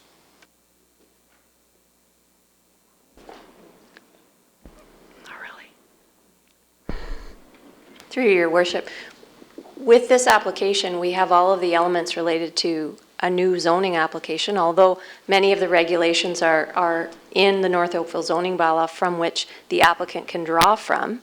We have the ability to amend those to mitigate all of the impacts that may result through the technical analysis and the public consultation. So the takeaway here is there may be a perception of an as of right 5 stories, but the rest of it, like where the traffic goes and all these other issues that we heard, there's no as of right status for that. And I take it from the planning director's remark, we do have an ability to work to prevent negative impacts which is very important to all of you, I know. And I'm getting agreement over there as well. So I wouldn't say it was a waste of time for people to come forward with their concerns. Mitigation is apparently still of some role, even in North Oakville, even though that plan was cooked before us. I just wanted to make the person aware that the 5 stories, we don't have much negotiating power on 5 stories. We may have traffic and everything, but the 5 stories is going to happen. And this keeps happening. You should be bringing in high density first, and that's always been the issue. Yes. And for some reason, the developers aren't fond of that idea. But yes, we all subscribe to that theory. Thank you. Thank you, Ms. Collingwood. Are there any other members of the public with information for council on this file? Councillor Knoll? Your Worship, I'll move the staff recommendation to receive the staff report. Thank you. All those in favor? Opposed? And that is carried. That will bring us out of the public hearing territory and into the discussion item. Item 7, the South Central Public Land Study. And if you'll turn your attention to the Planning Director, Ms. Anderson will begin tonight's deliberations. Help us with tonight. We'll start off kicking off tonight's deliberations. Thank you, Your Worship, members of council. I'd like to speak briefly this evening with respect to the supplementary report on the South Central Public Land Study, which is found at page 1 of the Planning and Development Council addendum. As you know, the staff recommended land use options that evolved through the South Central Public Land Study were provided in staff's February report, which is also contained in your agenda package and presented to council at the meeting of March 18th.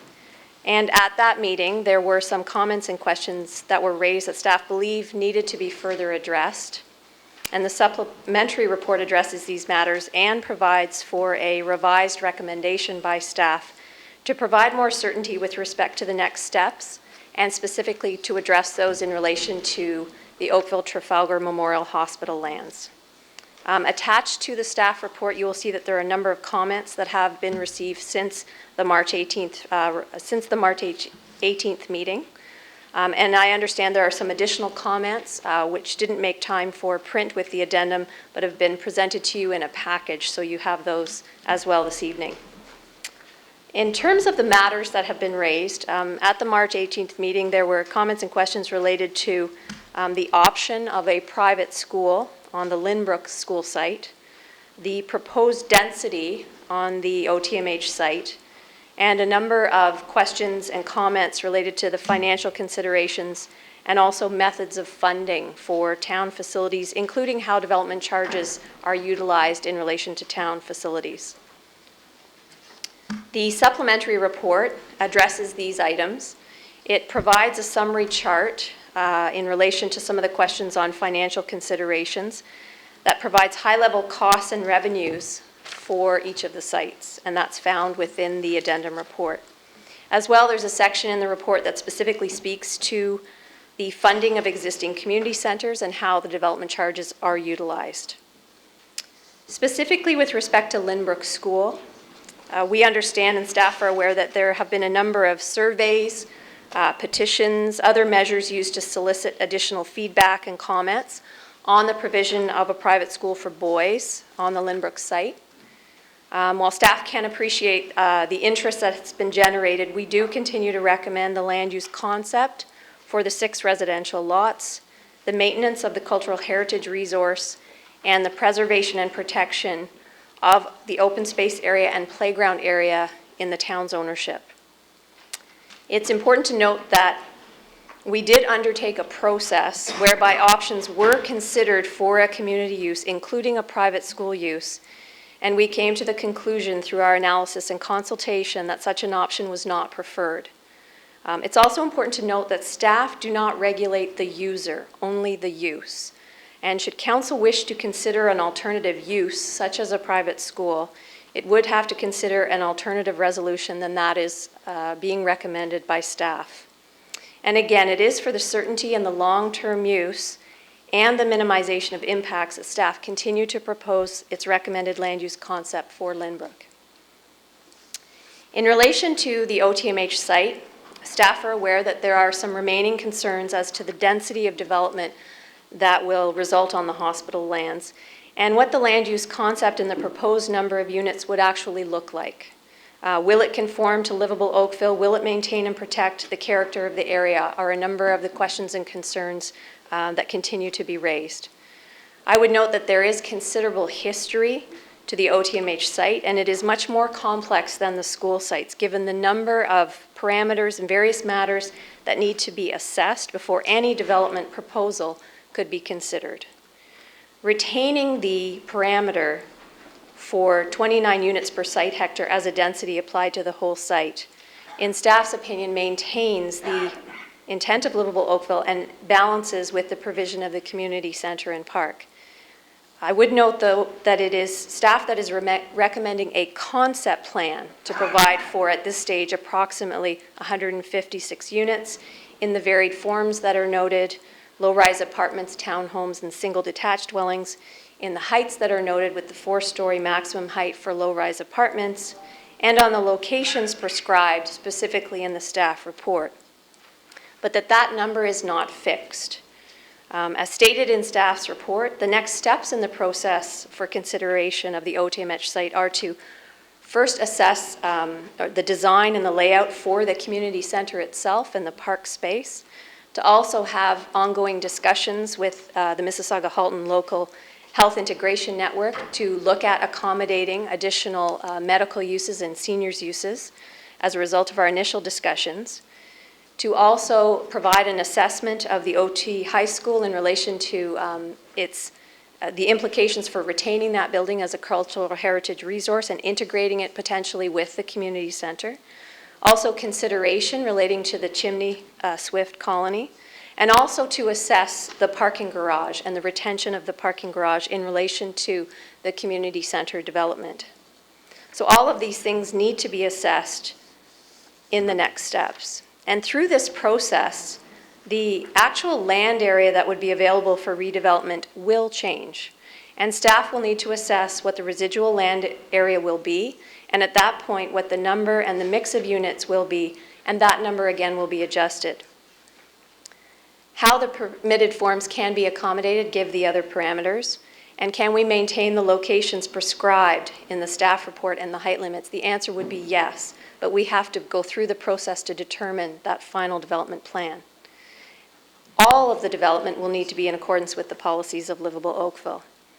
It's important to note that any development, again, will have to address all of the requirements of not only the special policy areas of livable Oakville that we've outlined in the supplementary report, but all sections of the livable Oakville plan that relate to development.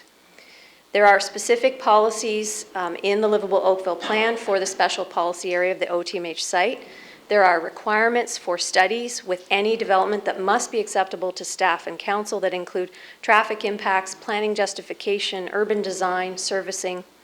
And in addition, there are policies that speak specifically to the site requirements for phasing, compatibility, integration, ensuring transition, appropriate design, siting, setbacks, and amenity space. All of these matters would need to be addressed before any final approvals are issued. And in addition to that, there are the policies that are referred to, which are the intensification policies of the livable Oakville plan, which are the section 1119 that we're familiar with. And those address the requirement, regardless of the number, to maintain and protect the existing neighborhood character. So through the process, council will retain control through all of those policies and implementing regulations for any future development of the land. And staff at this point are recommending that, given the number of steps that have to be undertaken, the land use option be endorsed in principle to provide for an opportunity for additional reporting and consultation with the public to enable a strategy to be developed for the sale of the lands to ensure that council can maintain those policies and exercise its control. I'd be pleased to answer any questions. Thank you very much, Director. Who wants to be first? Councillor Giddings. Thank you. Just to be clear on that, between the parking garage, the LIN, possible medical use, and revenue models, the density that's been expressed may head south a little bit, depending on all those factors and others. The hospital moves in 21 months. Is it possible to paint any sort of timeline for me in terms of, December 2015, a year remediation? At what point do you need to have your part of that work done in terms of development so the site's not sitting there for years and years? Through your worship to Councillor Giddings, I can't give a specific time at this point. I think as we go through that first step of looking at all of the elements, we'll have a better indication of where we're headed and the timing and the strategy. And that will also assist us in terms of the timing for the final approvals, as well as when council may consider to put out a request for development proposals on that final plan, which would hopefully be part of the strategy to tie in with the decommissioning of the hospital, the demolition, so that it isn't sitting. But at this point, I can't give an exact date, given the timing. If I could just add to that, there is an extensive amount of work, not only the planning merits of the application, there is the community center to understand how that would be designed. There's a fair amount of market research that needs to be done in understanding it. Our expectation that it would take us until about January of 2015 to complete that amount of work to get back to council. I think the hospital moves at December of 2015. So in that way, we have at least a year to understand what it is how council wants to move forward and what is that final plan, which allows us to put things in place through the rest of that year, not leaving the site to sit vacant for very long after the town has it. Thank you, I appreciate that. In terms of the school sites, when those are when the recommendation, if it were to be approved, what kind of timing are we looking at that? Or would they be all at once? Would they be staggered? Would they be lot by lot? Just looking for some feedback on that. Again, I think that's part of the strategy of disposing of those lands. I know that we had heard from the market consultant that we had who'd done the initial work. There are a number of lots there, whether or not you want to put them all on the market at the same time. So those kinds of elements we need to consider in terms of how we dispose of those. There is, as Ms. Anderson has set out, a whole planning process of doing the official plan amendment and the zoning, and to what extent we want to do the subdivision. And the development of the parks all needs to take place. So I think we'll be looking at how best to roll those out. The difference between the hospital site and the school sites is the school sites would start to roll through that process fairly quickly so that you could see them transitioning into the land use proposals fairly soon. But council would be aware of the official plan, zoning, and subdivisions when they come back to them for those approvals. So months as opposed to years. Thank you. Thank you, Councillor Giddings. So I think you clarified it well at the end, but just to make sure that we have belt and suspenders on this, if council were to authorize the recommendation with regard to any of the schools tonight, it's not like council's never going to see it again. Those various applications then come back here to Planning and Development Council. That's correct. Thank you. And Councillor DeMoff? Mainly to do with the hospital site. You had indicated that you would be going back to doing market research and going to a market consultant. Will we be getting appraisals, an appraiser involved to get actual valuations on these sites versus a market consultant? So someone with real estate experience, well, are we going to use an appraiser to get a value? The hospital site. Well, it would apply to all of them, quite frankly, because all of the sites you want to come up with some kind of valuations, so. Yes, I think that is part of the implementation steps, is to look at exactly what is the revenue or value of those sites as we move through that implementation on both the school sites as well as the hospital site. So that would be part of those steps. But I guess my question is, who are we using? Are we going back to this market consultant, or are we going to use a real estate appraisal company to come up with valuation? Well, the town does have a tendering process in order to select consultants, and so we would be using our procurement strategy in order to, or purchasing bylaw requirements in order to retain someone to do that market analysis. So it's not necessarily the person we already have to do this early work. Some comfort that we're using a certified appraiser, though, and not a consultant to come up with valuations.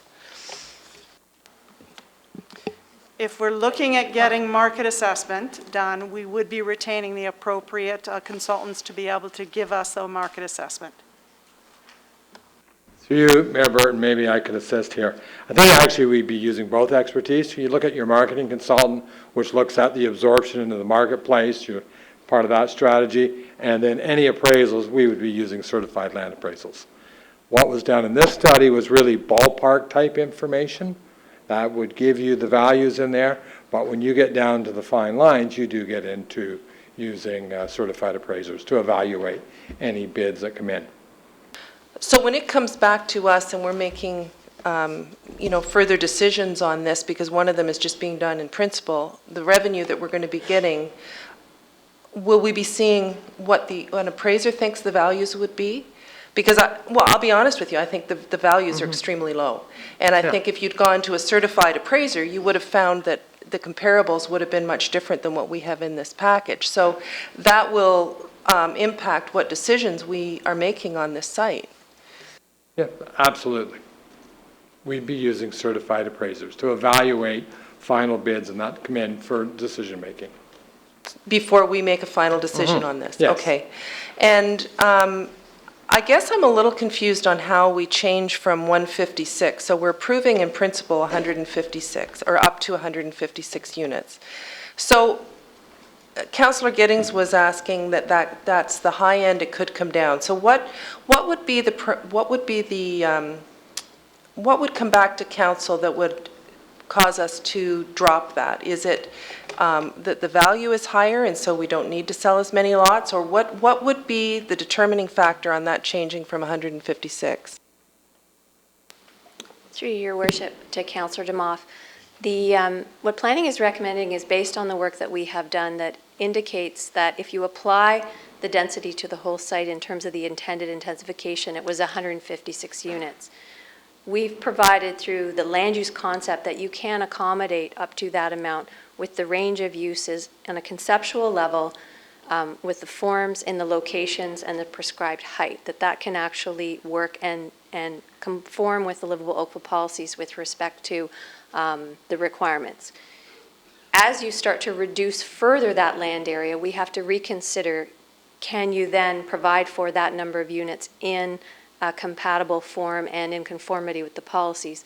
And it may well be that we lose land area to the extent that we lose the ability to provide, for an example, lands on the western portion of the site, which is where the low-rise apartments were intended to be located. That may be accommodated by additional area to accommodate the community center or the LIN.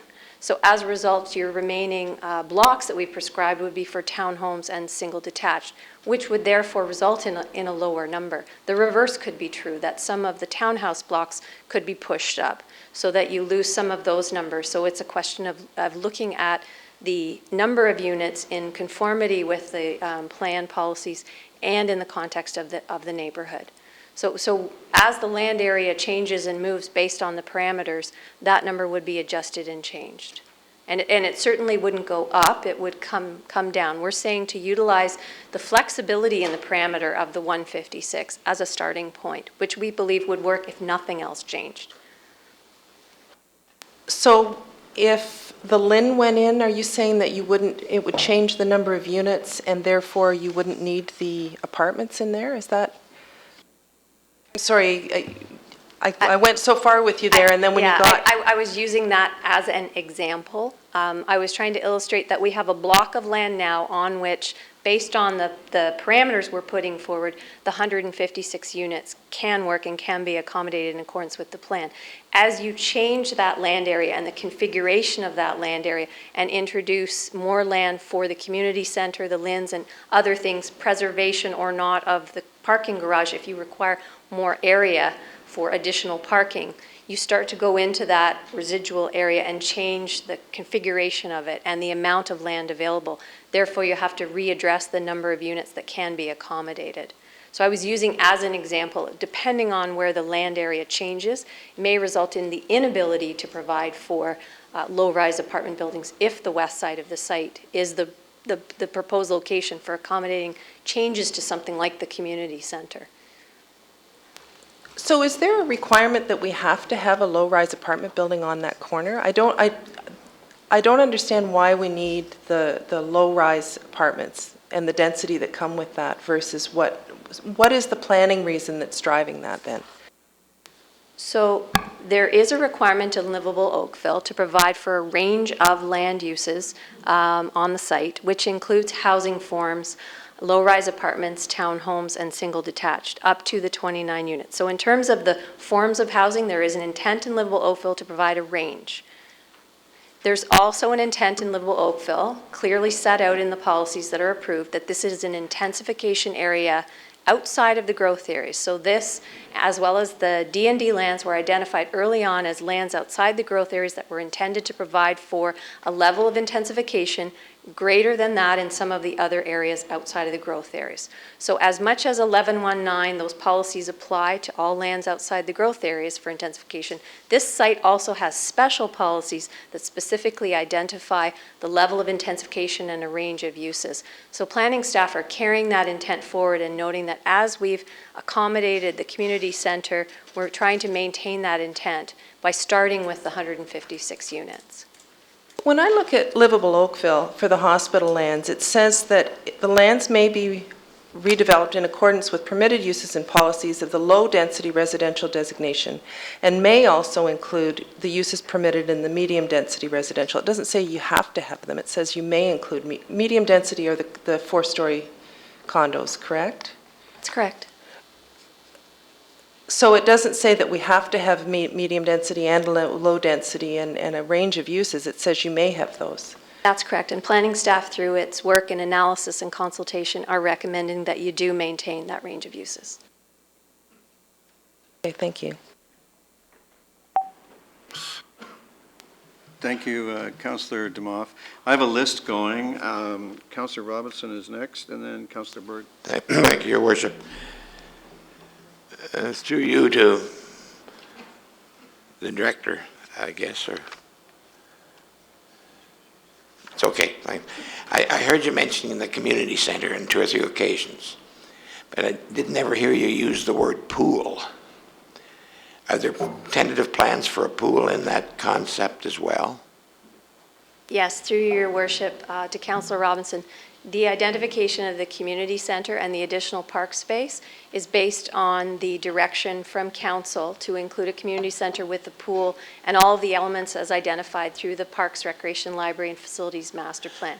So you may recall through that process, it was identified that the community center with the pool and other park uses be accommodated through South Central. So it's that community center and pool that's being accommodated. Now, is that pool based on a decision to wind down the Centennial Pool due to its age?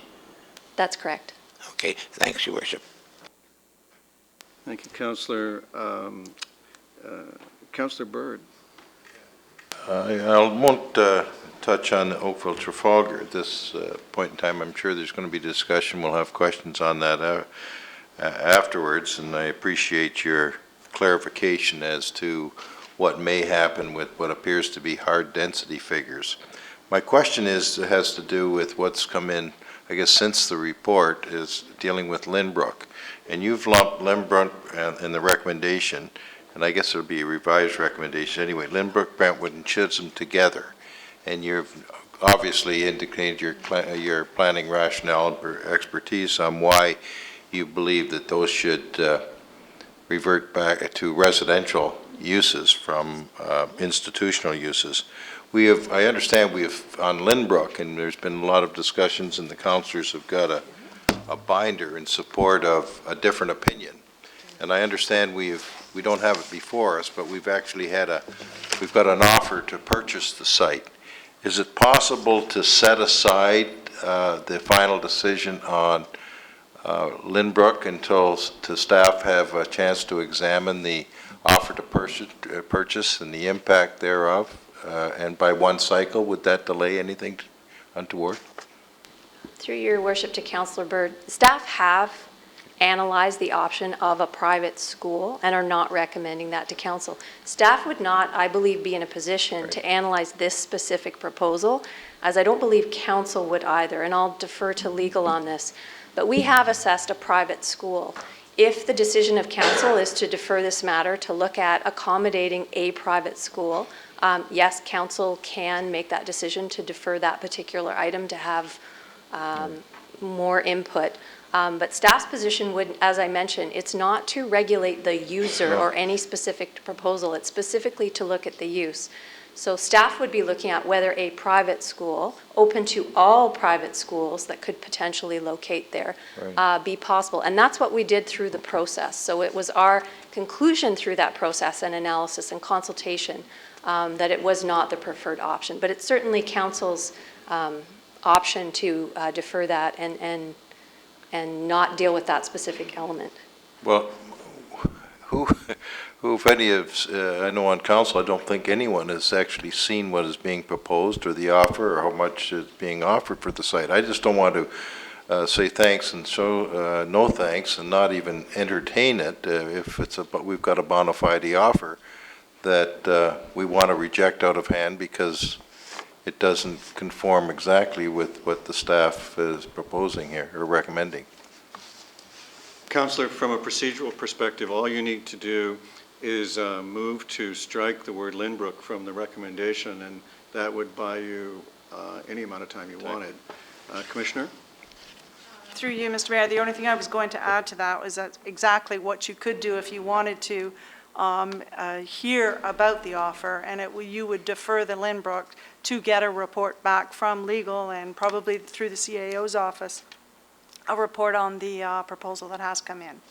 So that'd be a reasonable recommendation that Lynbrook be struck pending a further report dealing with. I think the staff recommendation well, that's actually going to be is thing, that, but if you wanted to go down that route, right. that would be the way in which you would do it. Okay, thank you. They're trying to walk the thin line that's you can do it. They don't want to be taken for endorsing it. Yes, I understand. Councillor Giddings for a second time. You're good. All right. Anyone else? Thank you. So, Madam Clerk, I believe now we could turn to I don't know how many delegations, but presumably some number. So we have 5 listed delegations, and I'll poll the audience at the end to see if there are anyone else present with information for council. Would you call the first delegation? The first delegation is Amber Way. Ms. Way, welcome. Council looks forward to your information. Thank you. Good evening, Mayor Burton and members of the Town Council. My name is Amber Way, and I'm here representing Lynbrook Boys School. I certainly do understand the recommendation that's gone forward. However, in light of the last council meeting and the steps that have been taken since then, I think it's very important that I speak tonight. And thank you for this opportunity. Last December, I submitted my proposal for the Lynbrook school site. I proposed that it be used for a small, and I repeat small, not-for-profit, independent boys' school for JK to grade 8. At the last council meeting, I provided information on the following areas. I reviewed my proposal for the school. I presented research findings that certainly show that Oakville will benefit from this and it is much needed in our community. I discussed the reasons why I believe Lynbrook is the best site for my proposal, and I described the extensive benefits my proposal would offer to the community. I'd like to clarify something that arose during the last council meeting. And my proposal has certainly no connection to St. Mildred's Lightbourne School, other than our desire to work together to cooperate on traffic management and community initiatives. Tonight, I'm here to talk about the homework that I was given at the last council meeting. As an educator, you can imagine I take homework pretty seriously, and I believe I followed all of the instructions I was given by council. Through your worship to Councillor Elgar, I appreciate your suggestion to speak with the neighbors in the Lynbrook area. My first step was to provide approximately 180 families with the information related to my proposal. In addition to the school handout, I distributed a personal letter to the community and a traffic management summary. Next, I spent several days visiting homes on 4 streets that are close to the Lynbrook site. Despite multiple attempts to reach everyone, some people were not home. However, I'd like to thank the numerous residents in the Lynbrook area who answered their door and took the time to speak with me about my proposal. You have before you a binder with all of the information about my proposal.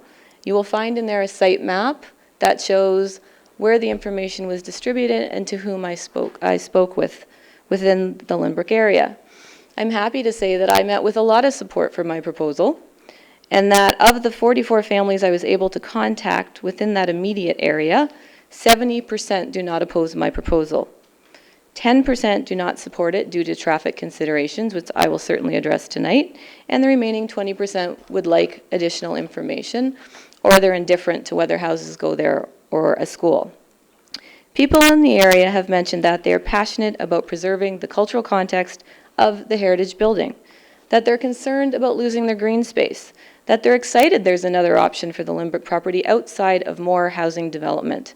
Not surprisingly, they are worried about the extensive disruption that a new development site would bring. It's important to note that there is already a large new development starting at the intersection of Lynbrook and Chartwell.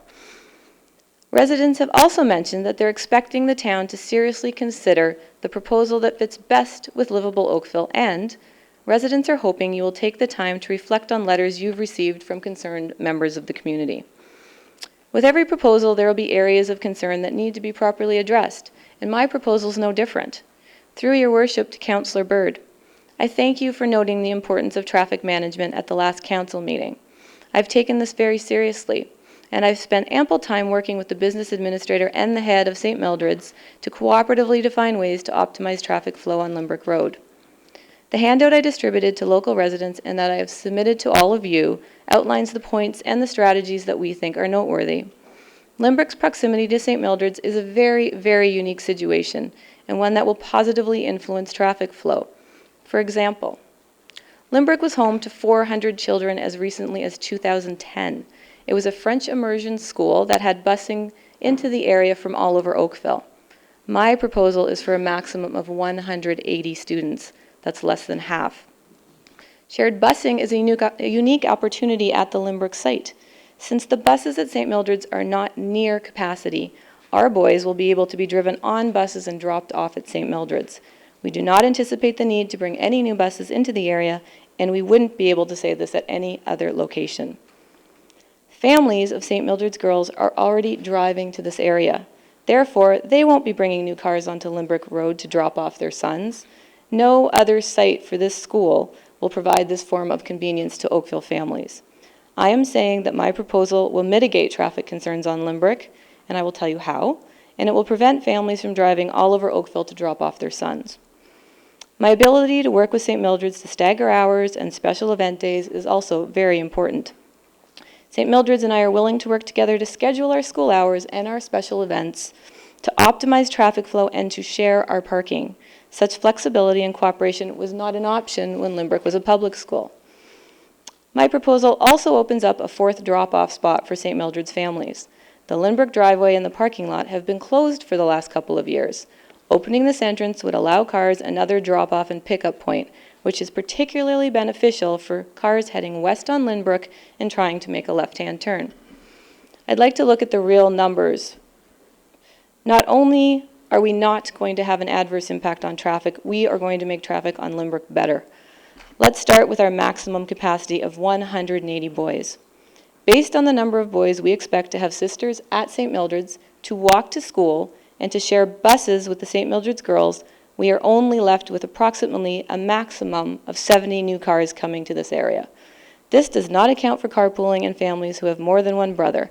And I'd like to point out that this is only 18% of the students who were at Lynbrook School. Over a 30-minute drop-off period, this means that only 2 cars per minute would be added to the area. In addition, and this is really important, by providing a 4th drop-off point that will be accessible for both schools, we are looking at a situation that will help traffic flow on Lynbrook Road. Within a 30-minute period, the Lynbrook driveway can easily handle a minimum of 180 cars, and that will help move St. Mildred's traffic. If this school site is ever sold and divided into housing lots, we've lost this opportunity of a fourth drop-off for St. Mildred's families. There is no other location for a boys' school in Oakville that would have this type of positive impact on traffic. St. Mildred's had a traffic study completed in 2009 when Limbrick had 400 students. This study reported that sufficient stacking of cars and more than ample parking at St. Mildred's would exist upon completion of the addition. Remember that this study and a cap limiting St. Mildred's to 625 students were in place while Limbrick had 400 children. Surely, the numbers I'm discussing for Limbrick Boys School are easily managed. Much has happened with the two neighboring schools since the last traffic study. It's time for a new one. This will provide critical information on how traffic will be impacted by reopening the Limbrick driveway and the parking lot for families. This process will take several weeks to complete. We think this is important for the neighborhood, and we are happy to do it, but we need more time. I'd like to briefly talk about my offer to purchase the Limbrick site.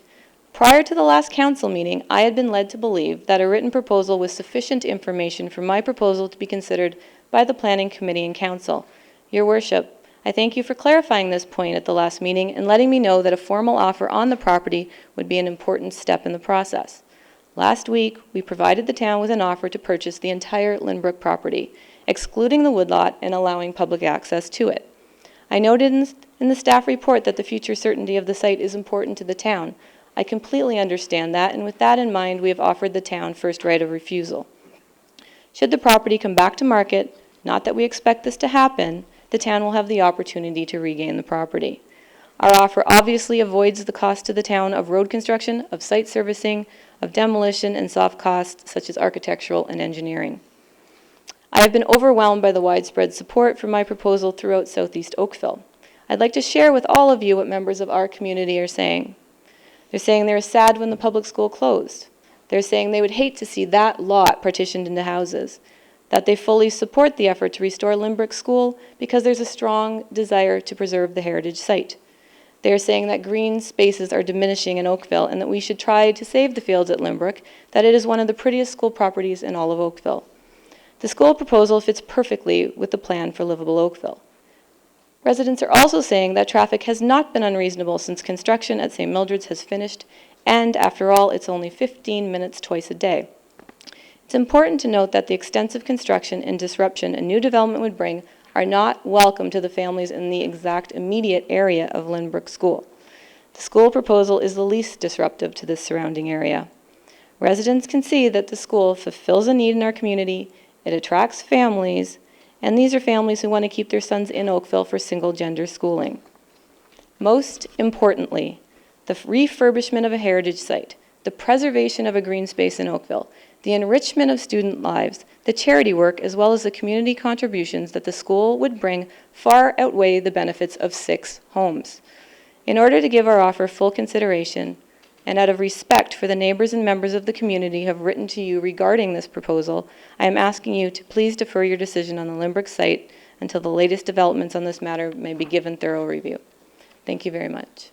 Thank you very much for your information. Councillor Robinson, I guess, is first. Thank you, Worship. Thank you, Ms. Way, for coming forward again with such interesting information. Just one question. I noticed that the package you've given to us is marked private and confidential. Oh, that was from last December. That was the initial proposal that was made to council. I see but that package is not marked private and confidential. I just put the initial letter in the front. So it's not private and confidential. Thanks. You're welcome.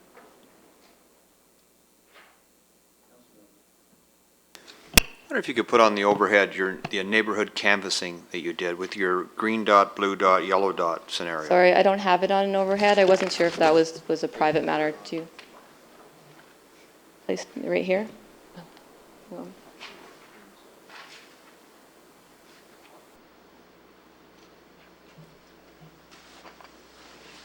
It's hard to see.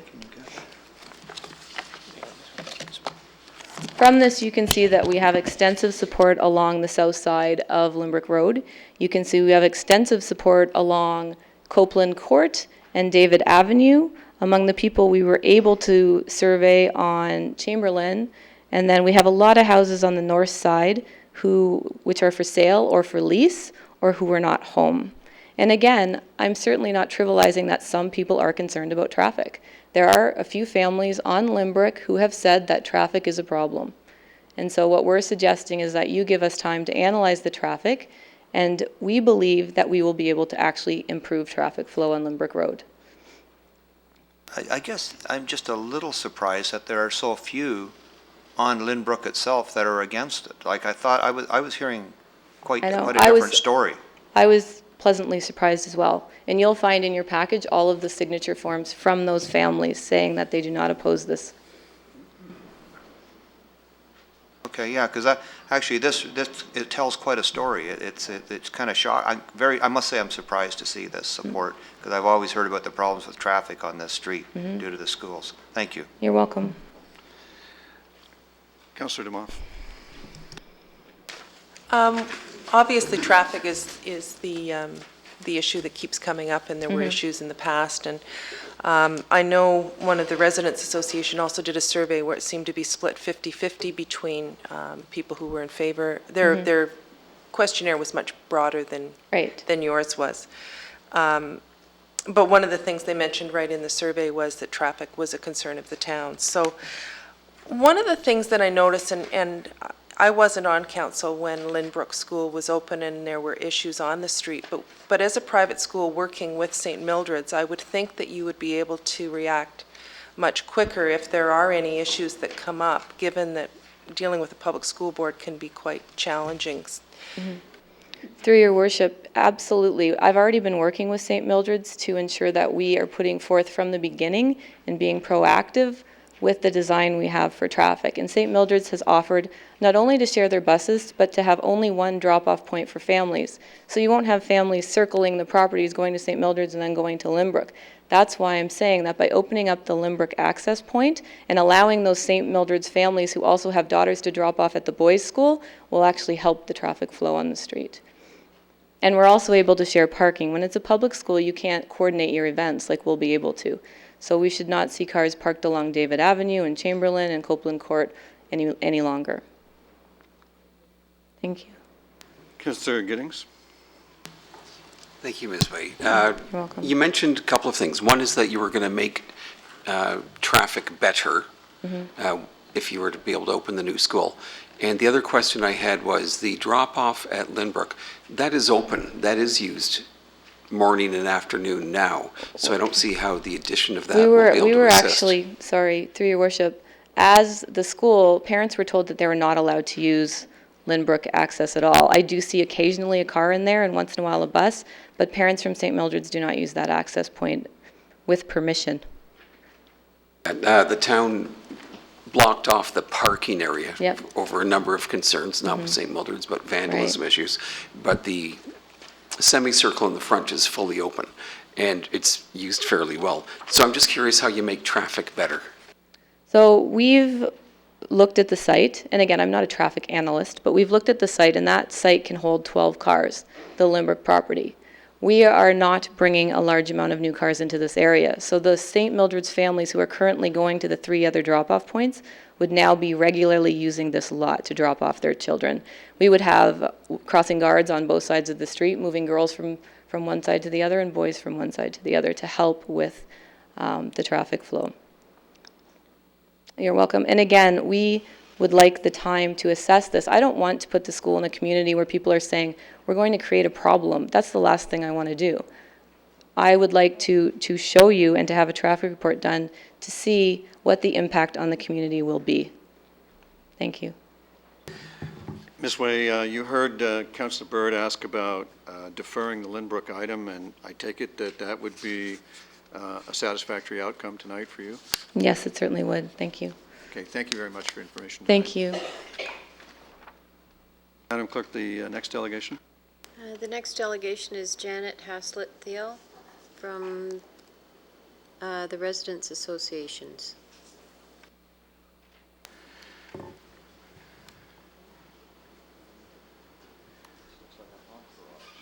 Just have to gather the troops. We do this together. Welcome the coalition. United we stand. We all here? We're good. Okay, well, good evening. You know my name is Janet Haslett-Thiel. I think I've been here a few times. I'm delegating on behalf of, and this is a longer list than the group that you see tonight, Joshua Creek Residents Association, the Chartwell Maple Grove Residents Association, West River Residents Association, Oakville Lakeside Residents Association, the Clearview Oakville Community Alliance, Coronation Park Residents Association, West Kerr Village Residents Association, and Trafalgar Chartwell Residents Association. I begin with our sincere appreciation again for the effort of the town and the town staff who worked on the South Central Land Use Study. Thank you for listening to our views on issues that will have a significant impact on our neighborhoods. We have found ourselves delegating on behalf of our neighborhoods on this important issue a number of times in the past, the last time being March 18th. At that presentation, we outlined for you our common goals for land development in southeast and south central Oakville. We indicated our support for the results of the study in principle, and we also highlighted where concerns remained and where there was work still to be completed by the town staff and the community together. Since we last spoke, planning has tabled a revised planning services report, which we very much appreciate. We'd like to see council support the South Central Land Study in principle, with amendments being proposed tonight and suggestions. With overwhelming support of residents, the goal of a community center and parkland has been realized in the study recommendation. Our understanding is that direction regarding the timing and funding of the community facilities identified within the South Central Public Land Study will come through the finalization of the 10-year capital forecast, which is expected to be brought forward in early summer. Almost 1,500 people signed our petition last fall, and they and many more are excited to see the community center becoming closer to a reality. What remains unresolved at this time is the housing density on the hospital lands. There has been significant misunderstanding and confusion around how to calculate the 29 units per site hectare density measure. In particular, how it was applied to the hospital lands and whether the site area calculation should subtract public lands to determine the number of units. Our understanding was that future development would be done in compliance with Livable Oakville. Preserving the character of existing neighborhoods is a critical tenet of Livable Oakville. We find it difficult to conceive that the up to limit of 156 units being suggested can be achieved and conform to Livable Oakville. We want to be clear that we support a mix of housing, apartments, townhomes, and single-family dwellings, so long as the design and density is consistent with the character of the immediate neighborhood. This is asking no more than what other neighborhoods would expect. We are encouraged by the Planning Services recommendation to provide a detailed site plan in consultation with the community. Our commitment to you and them is that we will participate in the process with an open mind, with the clear understanding that design must conform to Livable Oakville, and in particular, that the character of the neighborhood will be the primary principle in which the design is developed. Tonight, we encourage the following action to be taken by Council: that you support the latest planning recommendations with amendments that we believe will be tabled tonight by Councillor Giddings, including the provision of community consultation on a detailed site plan and site models, that no decision on density will be made until after Council has received and approved the staff report, and that the final concept must prevent and mitigate negative impacts to the surrounding neighborhood as per Livable Oakville. We would also ask that you add to the Council resolution tonight that the plan will conform with policies dealing with the development in established residential neighborhoods, and finally, that the process return to Council no later than April 2014. We see these actions and suggestions and the work as a natural continuation of tremendous work already being completed in the South Central Land Study. In conclusion, we believe you need to keep the momentum of creating a more livable Oakville moving forward, and start tonight by endorsing the amendments to the South Central Land Use Report with the suggested changes. The fulsome community consultation that is being recommended is a tremendous opportunity to reimagine and improve neighborhoods while respecting their special character and livable Oakville. As detailed in the Mayor's recent letter to the residents, this South Central land study process has, quote, has created a great awareness of the unique opportunities that lay before us. Now we have to make decisions that will reflect and support our vision to be the most livable town in Canada. The development of the hospital and school lands are and will have significant impacts on our neighborhood for years to come, and we plan to continue working with the town on design and site developments that align with livable Oakville. Thank you for your time tonight. Thank you very much for your presentation. Councillor Demoff, Councillor Giddings, Councillor Demoff, Councillor Giddings. Ms. Hazlitt-Thiel and the rest of your team, thank you once again for coming out. So I take it that's a strong endorsement of continued opportunity for discussions. Absolutely. I didn't think there was any misunderstanding there. You mentioned 2014. So during 2014, you heard my discussion earlier with the Commissioner in terms of possible timing. So let me just look over this way. 2014 is...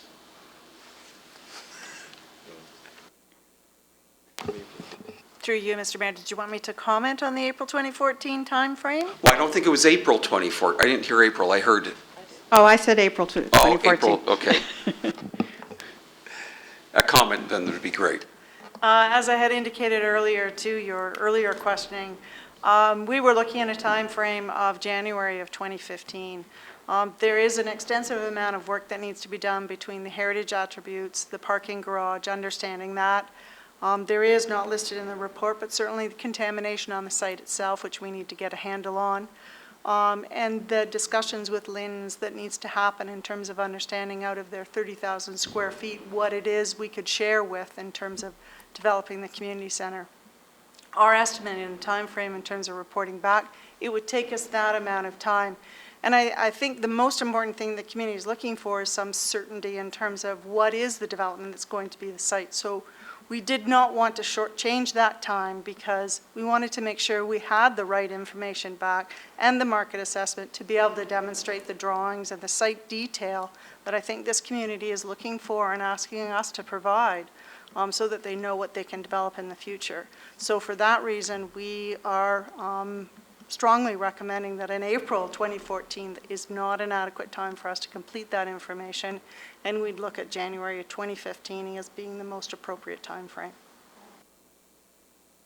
Then perhaps you could sever off certain pieces and talk to the residential component and give a preliminary report by April 2014 that identifies and does all those site drawings. Our request is to try to move this. I appreciate fulsome, we appreciate fulsome consultation. That's an incredibly long time for the neighborhood and the community to get worked up, to be perfectly honest, about what the potential design will be.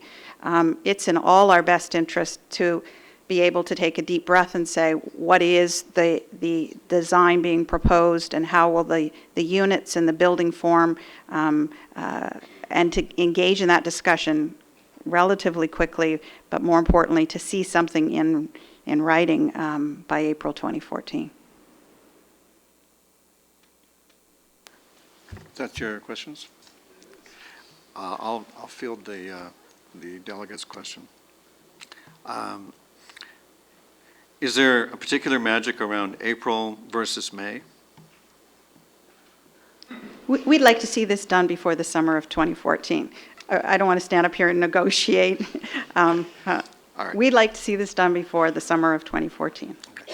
As one of our colleagues on council has been known to say about 8,000 times, we ought to take the time to get it right. And we think you have the time to get it right and do it by summer of 2014. Right. So with regard to that, council's going to place a lot of weight on staff's advice around the time it takes to do all that you want done. And don't forget, staff has some experience working with you. And they know you like some time, and we try to respect your own meeting cycles as well. So I know it's like saying, no, you have to wait for Christmas morning, you can't open the present now, but I really, we have to respect our staff on this. And so I think council's probably going to, I don't think council's going to jam them on that. The rest of the things that that Councillor Giddings is talking about, I believe there's a strong possibility for most of that. Are there any other questions on Councillor DeMoff? I have a few, actually. There was mention of a few things that you were looking for that were in an amendment that were coming forward, but we haven't had the benefit of seeing those. So can you go over them again for me, just what it was that you were looking for? There was community consultation. Councillor Giddings, I think, is probably of a mind to distribute it now, and the clerks have it. So the clerks will Sorry, hand it Councillor to you. Damoff, No, that's okay. But one question I did have, you said you didn't want us to decide on density tonight. Is that correct? Absolutely. We realize we are deciding on density tonight, up to 156 units. Our understanding is that the amendment that's going forward, that no decision on density will be made until the report comes back to council. And in fact, I'll read you what you're about to get. That the staff recommended land use option for Oakville Trafalgar Memorial Hospital be endorsed in principle based on the parameters set out in the Planning Services Report, recognizing that the number of units, type, and built form will be finalized after council considers the site design level of detail to be brought forward by staff at a later date. So it is our clear understanding that density is not determined tonight, but rather density will be determined after the detailed analysis has been completed and the community consultation has been completed, and we've had an opportunity to dialogue on it. Councillor, from a process point of view, there is a decision by council in the official plan for the density on the study area lands, and that's not subject to change. But the final number of, the staff addendum report makes clear that the final number of units that would wind up being built is subject to these various studies which would identify the number that would fit. Do you see the distinction between the density and the number? I do and I don't, because I think Dana was quite clear that if nothing else changes, it's 156 units that we're approving tonight. And subject to if there's, the community center takes more room, but that's why I kept asking about that. We're approving, in principle, 156 units on this. To 156 units. And I don't see anything on here that says what's going to change to lower that. If you look at number 5, and such report to include, that spells out the work that the planning director mentioned to you that would reduce the number. But as for your opening question, the density decision was made in 2009 when this council, well, when the previous council unanimously adopted the Livable Oakville plan. And the policies in the Livable Oakville plan, which are cited here in part, and more fulsomely in the director's report, they work to then reduce the number that gets yielded from that density. Is that helping you? So you can't change the official plan, but this report can change the number that will wind up being recommended. And then council, because it's the landowner, can decide any number it wants after that. I mean, downward, but not over. If you'd like to add an addendum, feel free. I think I'd have to ask you to maintain order. Right. So I've tried to give you clarity on your question. Clarity on my question is that we're approving tonight to the possibility of putting apartments and townhouses and single family up to 156 units. So given that it's going to be a whole new council that's going to be here when this comes back to us, or hopefully it's not, but it's a new term of council. So they're going to be taking the decision we make tonight, which says that we are approving in principle 156, up to 156 units. And that's what your official plan says. You just said that council can decide to do whatever it wants, and we could go lower than that, did you not? I did, and that's true, but I don't believe it'd be able to go more than that. Why wouldn't we be going lower than that now if we have the ability to do that? Because it's our staff's advice that we not make an arbitrary decision, which would be what it would be if you just pick a number out of the air, and we wait for these studies that are called for in our official plan to see what the recommendation is. I'd like a few minutes to read through this motion, so if anyone else has questions, I'll defer to them right now. Sure. Any other questions? Councillor Elgar. Yeah, my question is to the mover of this motion. It's with regard to Lynbrook School, which I believe Councillor Bird was talking. I wonder, would you be scratching Lynbrook at this point in time? If I can, I would suggest that we defer it for one cycle, so allow staff to at least examine the offer that's come in from the time we've written this report until tonight, so that we can, I know the staff's opinion will remain the same, but I think council should at least have the courtesy and the staff to at least examine and entertain the offer to purchase that's come in. You've heard about it tonight, but we don't want to negotiate a possible sale in public. Thank you very much. I appreciate the clarification. Okay, Council, before are there any more questions for the delegation? Thank you very much for your delegation. And with respect to their delegation, are there any questions for staff? Then, Madam Clerk, could you call the next delegation? The next delegation is John Taylor.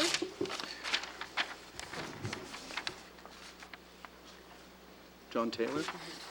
Welcome, Mr. Taylor. Council looks forward to your information, but before you begin, just because I'm concerned about the clock, is it the point where we need a motion to go past? Councillor Lapworth, all those in favor? That carries. Mr. Taylor. Excuse me for disappearing on you for a second there.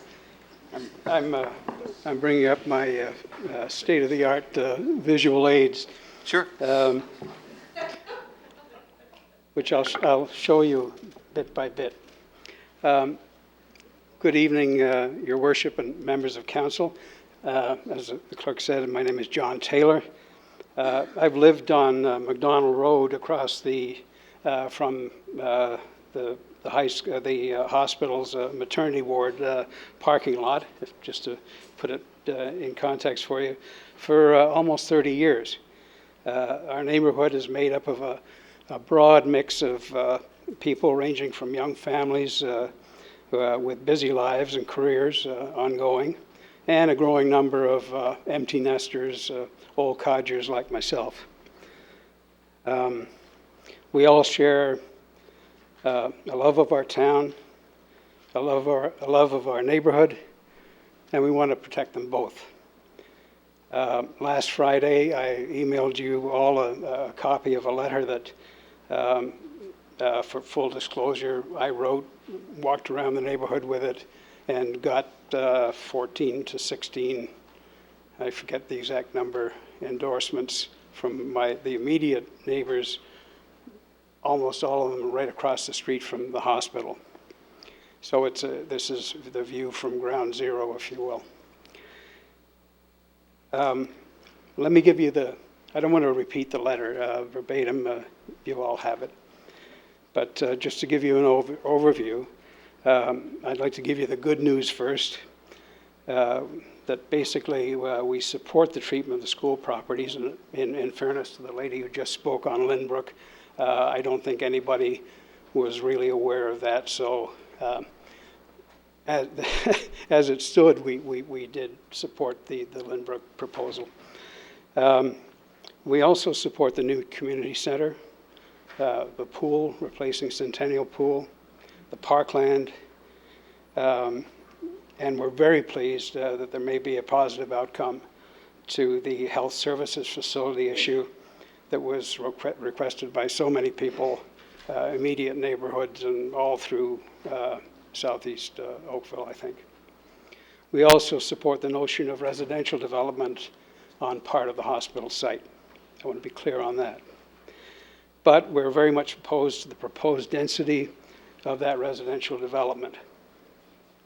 Our neighborhood borders on the north portion of the hospital on 3 sides. It's made up almost exclusively of fairly modest, by Oakville standards, single-family homes with a density that averages out to about 15 units per hectare. And to help us visualize this, I made a rather elaborate model. It's really just a chunk of wood at great expense and at in great personal danger of hurting myself on the saw. So I made this block to represent the current density of about 15 units per hectare. So I will put it right there. You're just going to have to use your imagination. In simple terms, our understanding of livable Oakville was that the hospital lands would be redeveloped within certain basic parameters. Low-density residential, up to 29 units per site hectare. Community uses were to be permitted. And it was also fine to have a mix of housing types within that, the residential component. The next model that I have depicts the livable Oakville maximum density, again 29 units per site hectare, or just about double the existing neighborhood's density. I'm going to put it down here. I don't think it'll stand on that.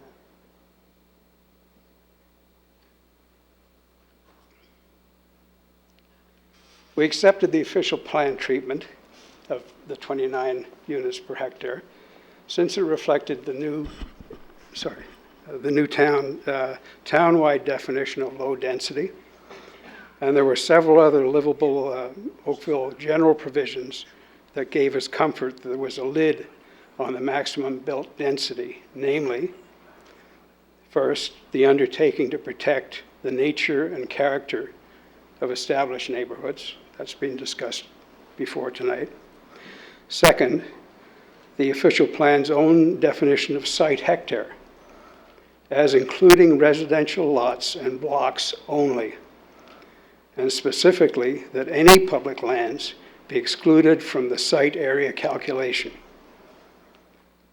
OTMH was not exempted from this definition. And thirdly, that there would be a town-initiated visioning exercise prior to the site being considered for actual residential development. Our comfort level continued to be buoyed up by such things as SCPLS's own question and answer document dated February 13, 2013, about 2 months ago, which provides these statements in response to the question, how is density being applied to the OMH site? The OTMH site options. And I'm just going to quote from it. Point number 1, this livable Oakville provision would result in up to 156 units if applied to the existing property. The number of units would decrease depending on how much public land is required to be deducted from the site. And the second point was the removal of lands required for public roads, plus the recently recommended community center and park, substantially reduces the area originally identified for residential development, in brackets, i.e. gross area versus site area. The density derived from the remaining area results in a significantly reduced number of residential units, period. But we now have learned that the final recommendations ignore these safeguards and instead calculates a yield of 156 residential units based on the area of the entire site. This yield is then declared to be fixed, a fixed requirement that must be achieved at all costs, it appears to us. The problem is the community uses effectively shrink the area available for residential development down to less than half of the site, meaning to achieve the sacred 156 unit yield, it will be necessary to build to a density of about 62 units per hectare, which is high density residential, and which looks like this.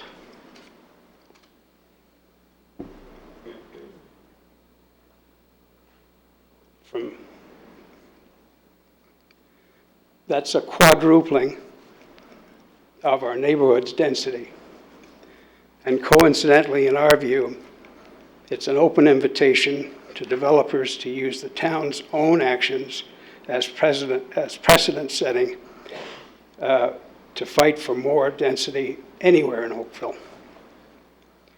We're being told to relax, that the residential redevelopment may be subject to further review, and despite the yield requirement, there is still solid protection for the community's character to be found in the official plan's development guidelines.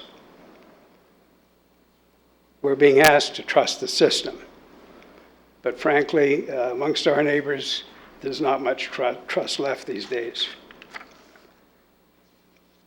What we request on the density issue is some certainty and some clarity about the protection we have against overdevelopment. We ask you or suggest one solution might be to simply stipulate that the further review that's been talked about tonight be constrained specifically by the definition of site area as worded in Livable Oakville's implementation definitions. Thank you for your time tonight. Thank you very much, Mr. Taylor, for your information, and let me ask you a couple of questions about your information. Were you here to hear the planning director's earlier presentation this evening? Yes. And so when your information is that, I mean, as I take it, what I'm hearing you to say is that the yield is fixed and it's to be achieved at all costs, and there's a necessary 62 per site hectare demanded as a result.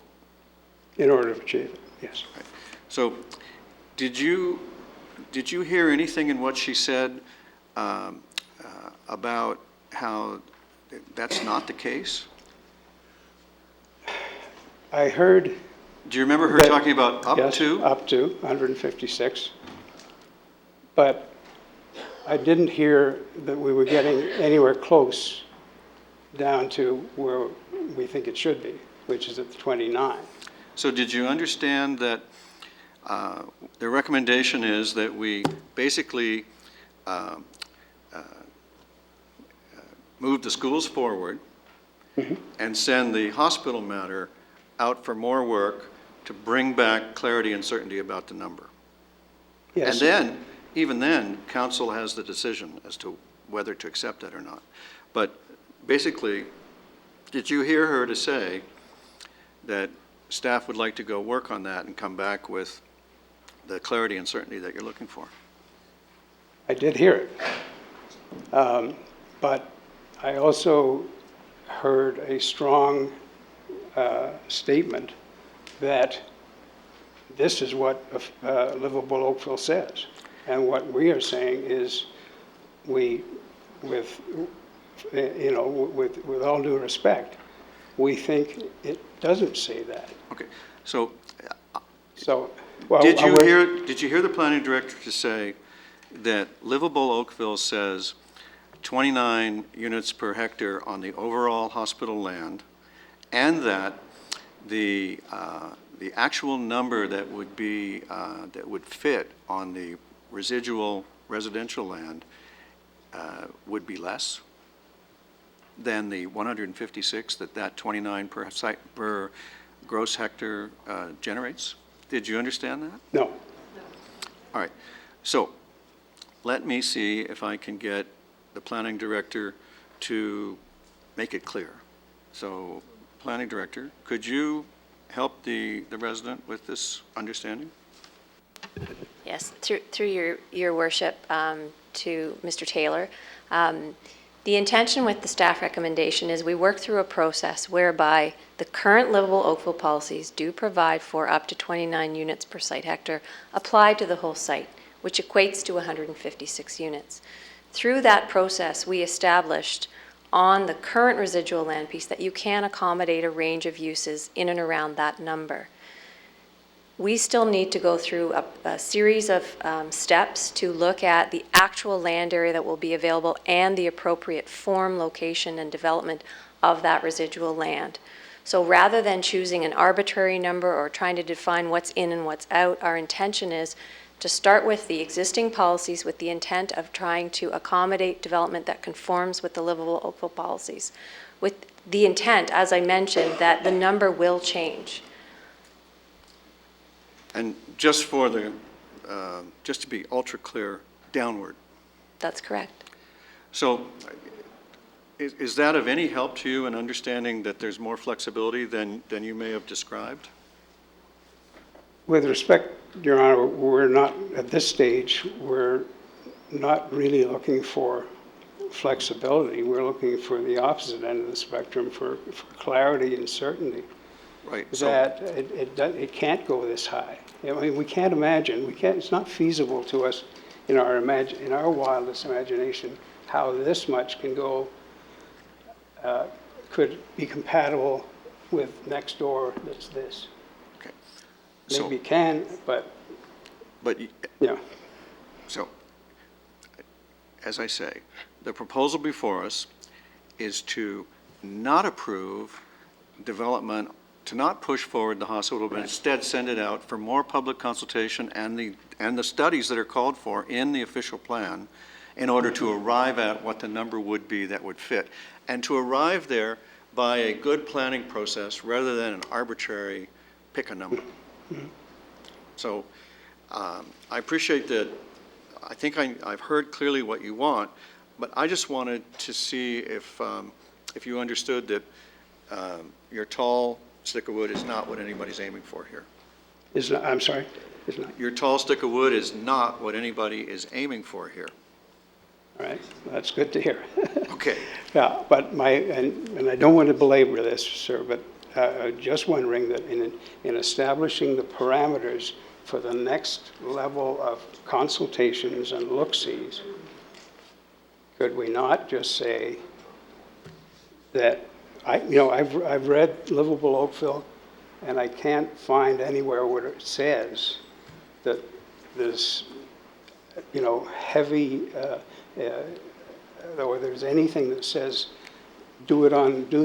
calculate the density on the full site and then pare it down.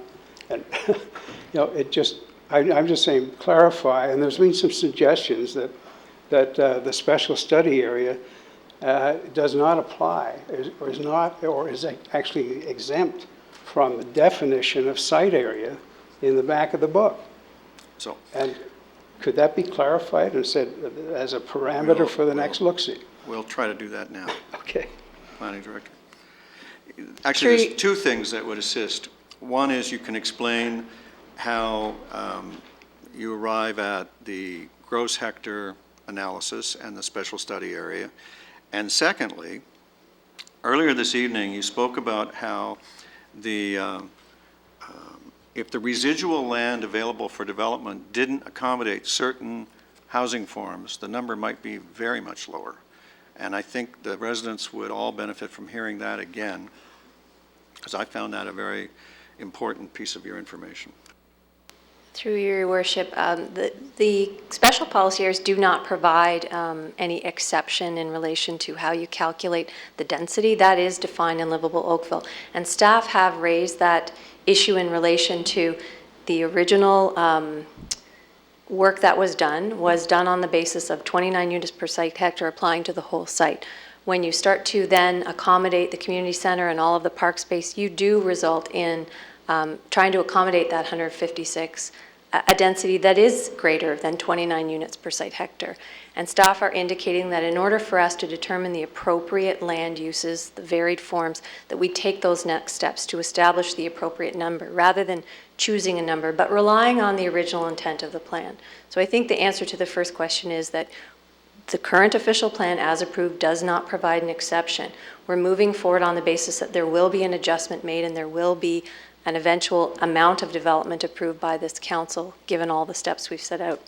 The second thing I do want to note, though, and it is somewhat of a concern, that staff have maintained that the character of this neighborhood is not, I would say, a specific 14 unit per site hectare character.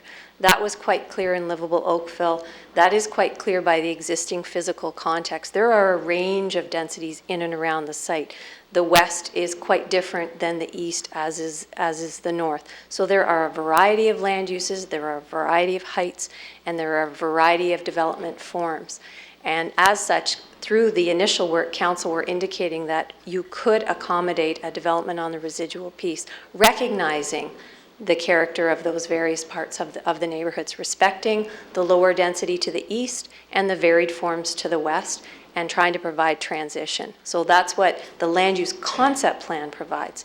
But that's certainly something that will change as we move forward. The example I use that is, as a result of altering the amount of land that's available, it may be that the western portion of the site is more appropriate to accommodate, as we've shown in the concept, a type of medical facility or accommodation for one of the facilities that the LIND is looking for. In doing so, we take away that area from the potential redevelopment area, which is where we had identified the appropriate location for low-rise apartments based on the context of the neighborhood. That would mean the residual area would have the parameters of townhomes and single detached, which would result in a much different number and a much different mix. That's why we're trying to maintain flexibility so that we can achieve something that works as we go through the process. Thank you, Madam Planning Director. Mr. Taylor, I hope that helps at the very least give you a tiny bit of comfort that it's not quite as extreme as you perceived. Thank you, Your Honor. I have questions for you from Councillor Demoff and from Councillor Dudek. Councillor Demoff? No?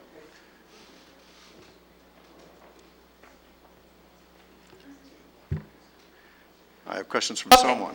Councillor Demoff. Well, I've already asked, so that's why I thought she should.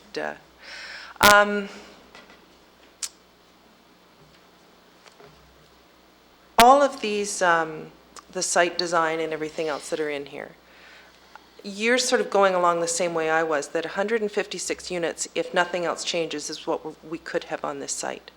So I don't understand why we couldn't do along the lines with what the gentleman is saying, and given the mayor says we can do whatever we want, go up to 100, and then if it needs to be, if there's going to be more, then, or 75, which would be 29 units per hectare and about 2.5 hectares. Why can't we do that tonight? And if we need to accommodate an apartment building on that corner, then council will consider it as part of, when we've got traffic studies, when we've got urban, all of these studies indicate to me that we shouldn't be setting any unit tonight because there's still an awful lot of work to be done. Through your worship, with all due respect, through you to Councillor Demoff, we did undertake a comprehensive land use study as part of this exercise with consultation with not everyone in agreement, whereby we provided a land use concept with the parameters provided that we believe is compatible and conforms starting at that 156 units. That is staff's position in terms of the development land use concept. That's why we're indicating to council to consider endorsing in principle, because we believe that is an appropriate mix of development that can move forward. Through endorsing in principle and recognizing the additional steps, that number will change, and we recognize that. And it may be such that land uses shifts, forms shift, as I have indicated. But staff did undertake through this process and are comfortable in working through the process with the community that that is a good recommendation for council in terms of a land use concept. But I guess what I'm hearing from everyone, and you did undertake an extensive consultation, and I'm not trying to belittle that whatsoever, because you did. But the final recommendations came out, and all we've heard from residents is that the density is too high. So they obviously have concerns about the density, and specifically that apartment building, all along. And I respect what you're recommending, but I think we're giving people false hope that there will not be, or it may not be, an apartment building on that corner.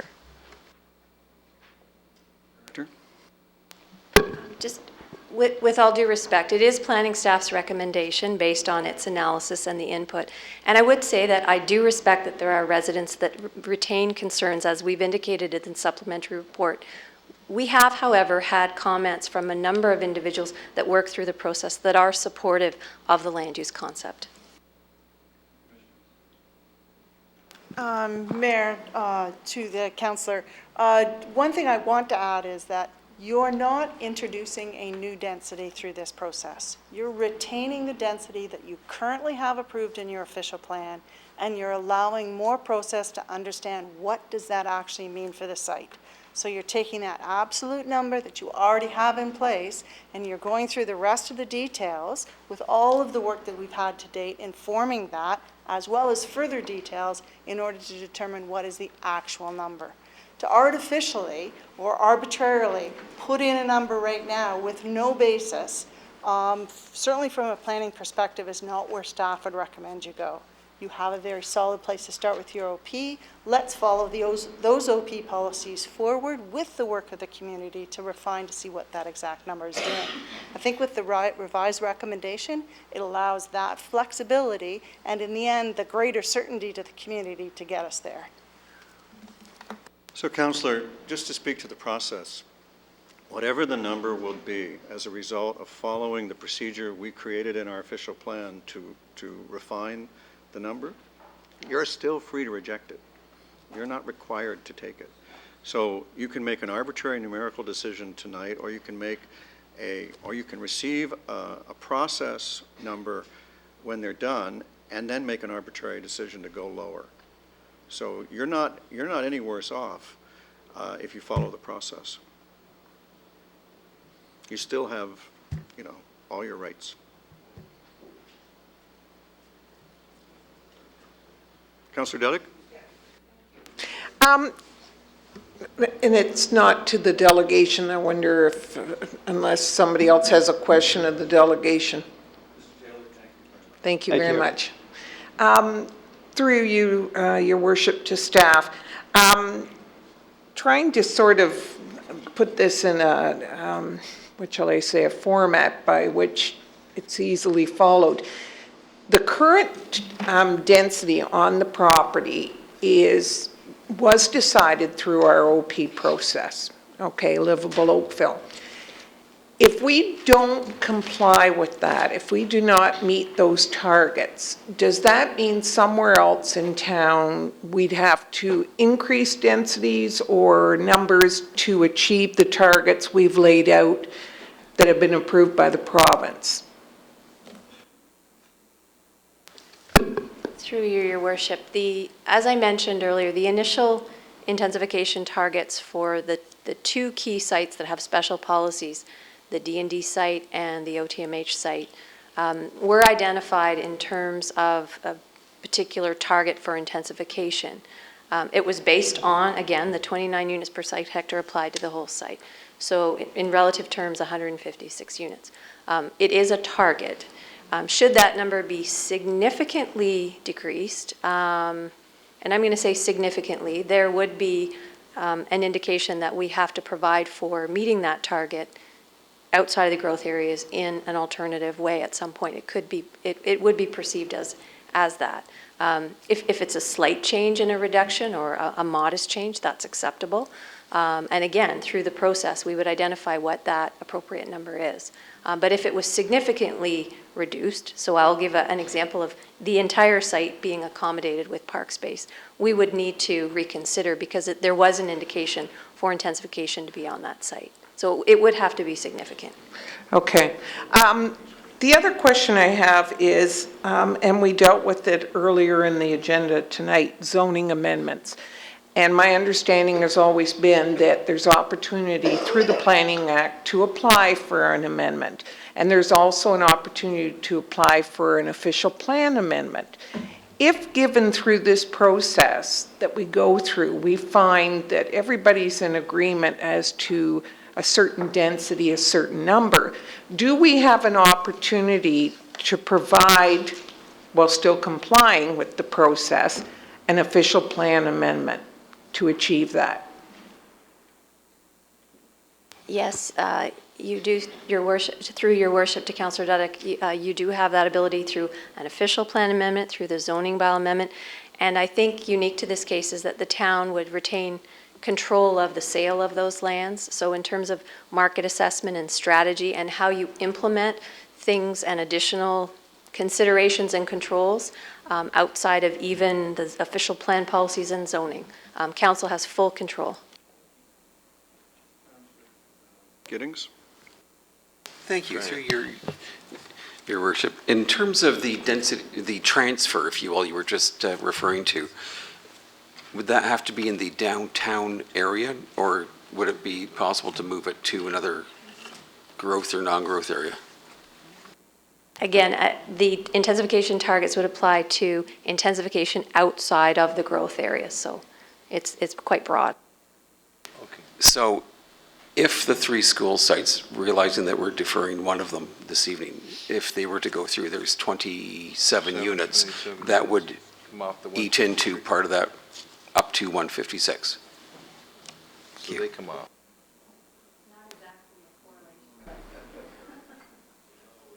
I think we need a microphone if anybody's going to hear the exchange. I would Commissioner? just caution that this is not an exact science of exchanging numbers around. I think what the planning director set out was a magnitude. If there's a significant drop, then it puts in question the policies that are currently in your plan. You may be able to accommodate it somewhere else, but you'd have to go through a process, or someone could apply to go through a process in order to justify it in a different location. So it's just a magnitude of numbers rather than 10 or 20. Thank you very much for the clarification. I was just using it as it's before us this evening, and the numbers, to me, seem to work.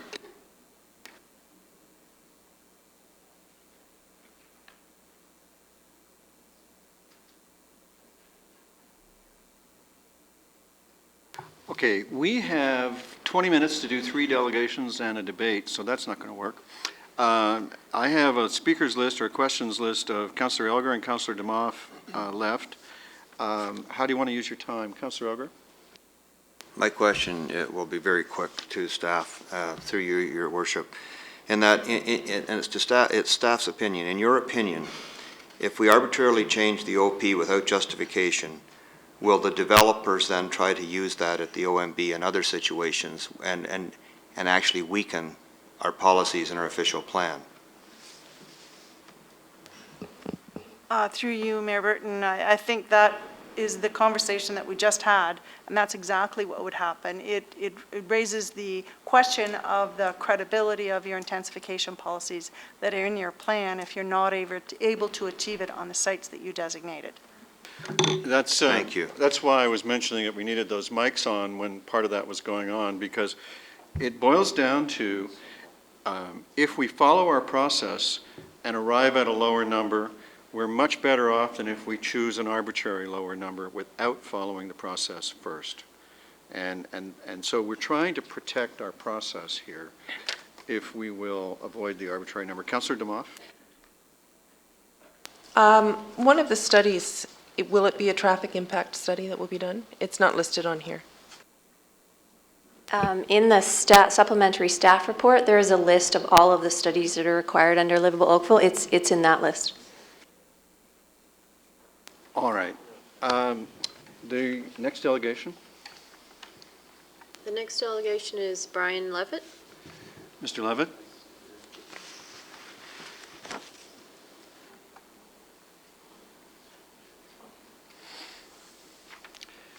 Who are the other two?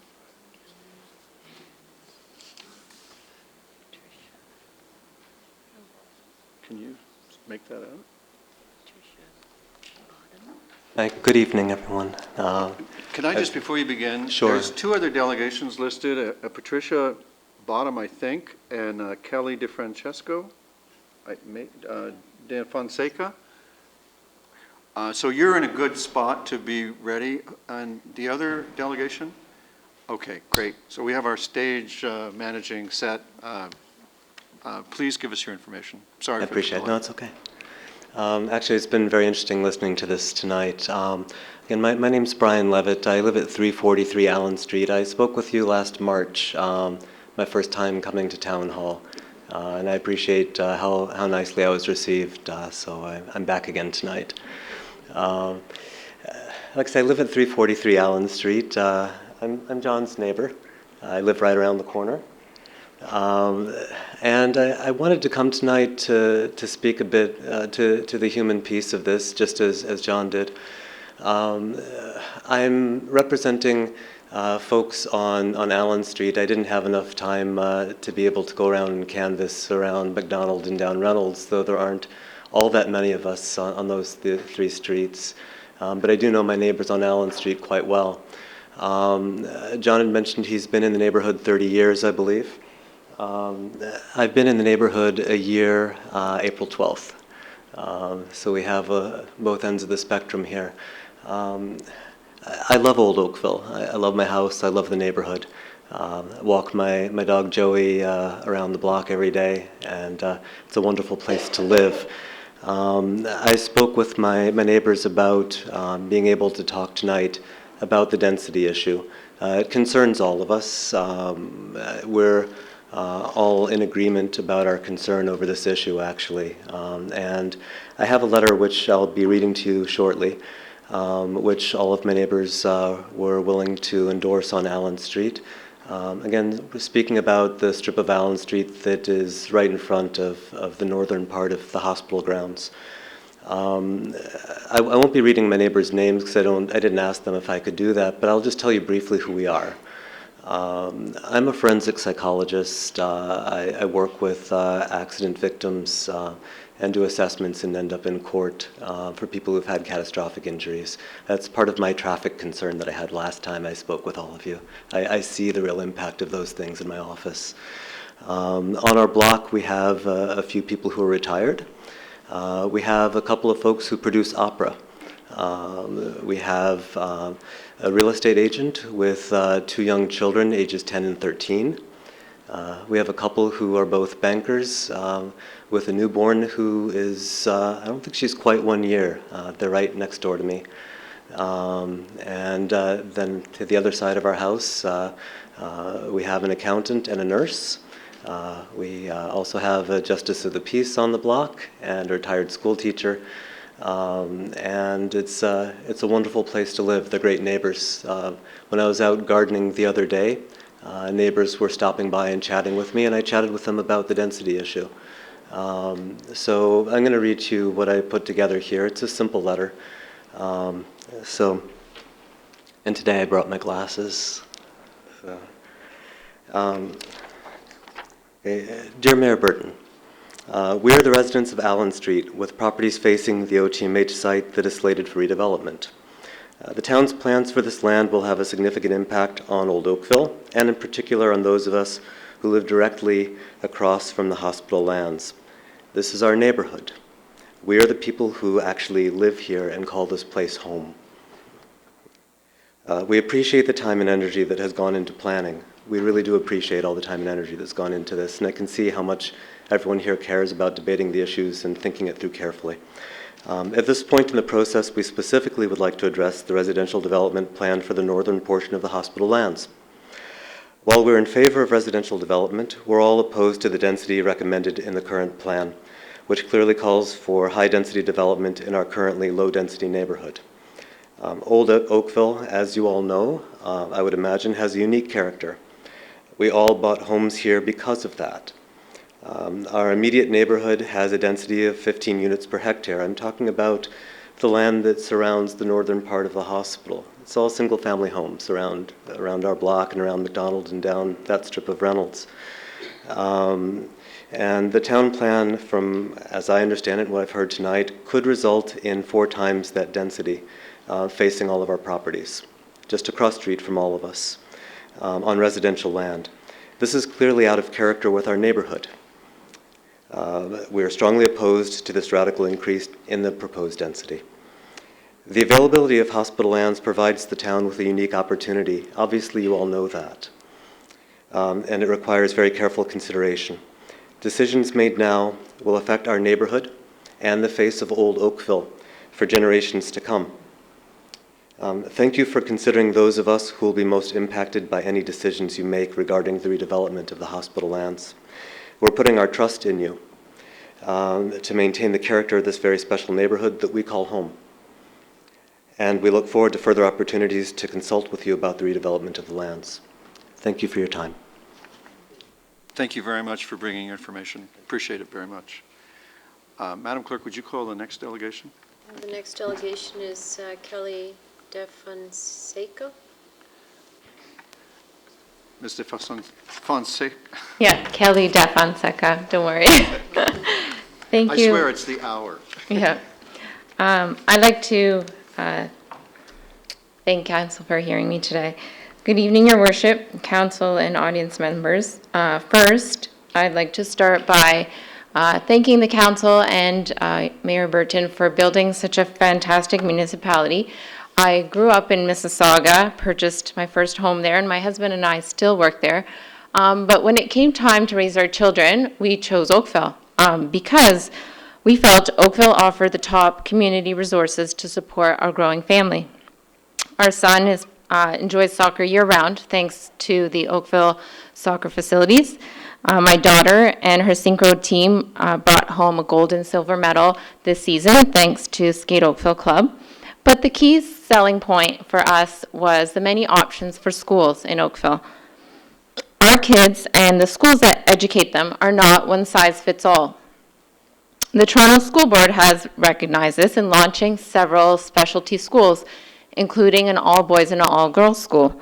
They understand and recognize the benefits of single-gender education, including higher academic achievement, boys and girls that are more well-rounded because girls are willing to enroll in subjects such as math and sciences, and boys more willing to enroll in arts and languages. But most important, educators can tailor learning to suit the way boys and girls learn best. My daughter attends St. Mildred's, an all-girls school, but even better, it's a not-for-profit organization. And that's important because I'm confident decisions are made based on what's at the girls' best interest and not year-end profit margins. Plus, parents can be involved in school decisions. As an aside, I can speak from experience. I'm also a product of an all-girls school, having attended Holy Name of Mary in Mississauga. It wasn't a private school, but my parents chose what they felt was the next best thing. They actually had to stand in line from 6 in the evening until 6 a.m. on registration morning to ensure that I got a spot in a school they felt would set me on a solid path. Now, I'd like to follow in my parents' footsteps in making decisions based on what I feel is best for my children, and not necessarily just considering what's most convenient. Convenient would have been to stay in Mississauga near friends and family, near our workplaces, and send our kids to nearby schools. But we chose Oakville. I understand there's some concerns about traffic in the surrounding school area, and I feel Ms. Amber Way has provided several options on how to mitigate that. And although residents may say, not in my backyard, at the end of the day, I feel we all want community resources, such as schools, churches, athletic centers, to support our families. So it would be disappointing if we, Collective Oakville, decide it's not convenient to give our boys access to the best education possible, because they do deserve to go on and do great things. As a mother, I often say, my footprint on this earth and legacy is my children. Long after I'm gone, hopefully I'll have raised them to be strong, educated, and active members of the community. And that's how we make our key family decisions. Now I'd ask this council and residents today to consider, what will your legacy be? I hope we choose to continue building Oakville into this family-friendly community with top schools that attract residents worldwide. Thank you very much. Did you understand earlier that the councilors are talking about deferring a decision on Lynbrook in order to examine the... You would be happy with that? I would be happy with that. I have heard that staff has certain ideas, and I just wanted to voice my opinion before it's too late. And you can provide your remarks in writing to assist, and that'll be all to the good. I have done so as well. Great, then. Thank you very much for your delegation. The final delegation? Final delegation is Patricia Bottom. Good evening. Welcome. Council looks forward to your information. Good evening, Your Worship, councillors. I'm actually here representing Oakville resident Diane Burton, who was unable to be with us tonight, but she asked me to bring this statement to you. I am requesting that Oakville councillors from every ward please vote no to the amendment before you now, South Central Public Land Study final recommendations, and reject the continued removal of open green space that is implicit in the repurposing of the 3 school properties at Lynbrook, Chisholm, and Brentwood's public schools. The town bought up the 3 redundant schoolyards and has ownership of the Oakville Trafalgar High School lands as well, so their fate is tied together. It's understandable the town must recover the money it spent to acquire these 3 properties, and because there is a clear need for a community centre, much of the cost for the centre must be recovered through the use of these lands. However, the total land cost of $12.9 million, and there are 4 sites over which the cost can be recovered while still saving most of the green space and green infrastructure. As Councillor Demoff has noted, the density requirement in the official plan says may, not must, and this plan seems to be moving towards the must syndrome. There are alternatives. You could restrict the number of single-family lots to be built on the grounds of Lynbrook to 3 lots, and 2 lots each on the grounds of Chisholm and Brentwood Public Schools. These lots would be situated on existing streets, and the cost to build new roads and services would be saved, garnering $9 million in land sales and capital cost savings. The school sites have had some offers and could be altered with design restrictions and uses that the residents have suggested at the beginning of these studies. They could also be used by town and region, as they have expressed a need for more office space. Lots in this part of central Oakville sell for approximately $1 million each. The establishment of 20 other lots on the OTHS site would provide another $20 million to finance the community center. By simply zoning 29 lots overall, you can raise $29 million with very little capital cost input. It will not be necessary to alter the zoning bylaws, the heritage bylaws, Livable Oakville plan, or the environmental strategic plan. Developing the remaining OTH school lands into a park and community center will proceed, but with all precaution to protect as much green space as possible, with particular care for the colony of over 200 threatened chimney swifts that roost and nest in the chimneys of the old high school. Designs for conserving a small part of this site as protected chimney habitat is very attainable and can be achieved by proper environmental architectural planning. I note that the staff reports from earlier editions has deteriorated from a commitment to protect the colony to a consideration of the chimney swift colony, which doesn't portend well for the environmental strategic plan. I'm requesting that an ironclad contract for the preservation and function of the 4 chimney habitat is obtained, and a means to preserve this bird habitat is confirmed before anything else changes on the site. When the swifts arrive from Peru each spring, exhausted after their long migration, there must still be 4 chimneys set aside as their nesting and roosting location to honor our commitment to preserve the biodiversity of our town. I'd also note that that population represents about 10% of Ontario's complete population of the threatened species. Please remember the primary reason our mayor and a majority of councils were elected in the past 2 municipal elections were on promises to control growth, protect our green infrastructure, preserve our green open spaces, and enhance habitat. Recent citizen surveys continue to show these goals are still high priorities expected, and they apply all over Oakville, not just in the far north end. The people of South Central Oakville have certainly over the past 60 years paid sufficient taxes that the establishment of a new community center should have been planned and financed for them as their share of community development without having to sell out their neighborhood's crown jewels of green space and heritage to pay for facilities they too deserve. If you came to live in Oakville about 25 years ago and moved into South Glen Abbey, you will remember clearly that all of us had complete use of public facilities in South Central Oakville. We used the libraries, the Oakville and Westminster skating rinks, the public swimming pools, the old YWCA, the parks and playgrounds, because there were none in the new communities.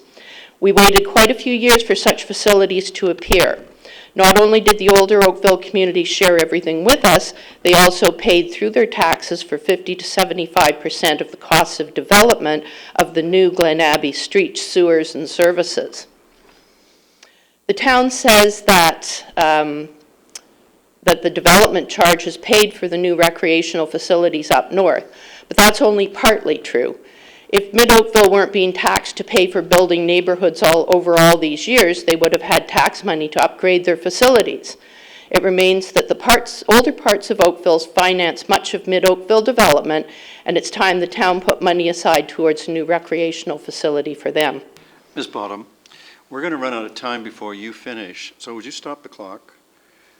I believe I can get council to generate more meeting time to solve this if you'll just stand by for 1 second. Mm-hmm. Council, if I had a motion to rise and report to council, and if it was then your wish, you could waive section 4.2 of the procedure bylaw and we would be able to continue past 10:30. So may I have so Councillor Duddick is moving that we rise and report. All those in favor of the rise and report? Opposed? That carries. I rise and report that the Committee of the Whole has met and made recommendations on consent item 1, public hearing items 2, 3, 4, 5, and 6, discussion item 7, as noted by the clerk. I need... Oh, I'm sorry.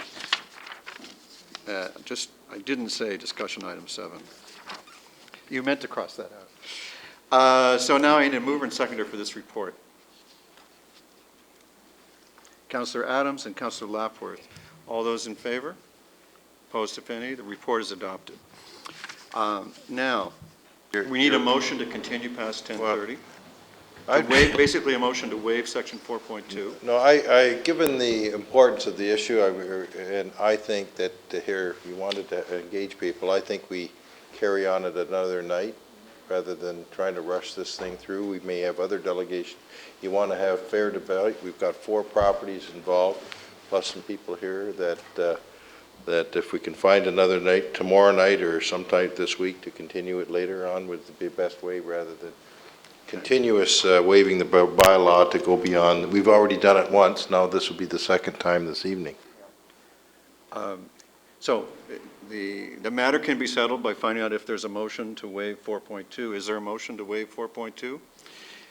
Ms. Bottom, would you be able to return another night? I'm almost done, about 30 seconds. We're out of time. Oh. And Okay. in the absence of a desire by council to continue, I'd have to say we've, Council, Councillor Demoff?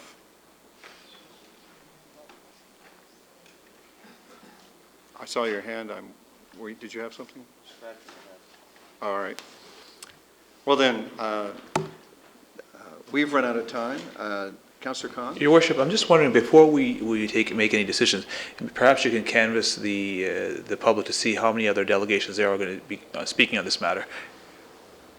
Ms. Bottom's the last listed delegation. Are there any more members of the public with information for council on this matter? I see none. So I believe if we extend it for 30 minutes, we could finish the matter, which is what I understood the residents' associations to want us to do. I'll give you the motion to waive. All right, well, let's test council's will. I need a seconder now because we're in council. Councillor Adams. And I'll call the vote. All those in favor of waiving 4.2? All those opposed? 1, 2, 3, 4. It carries.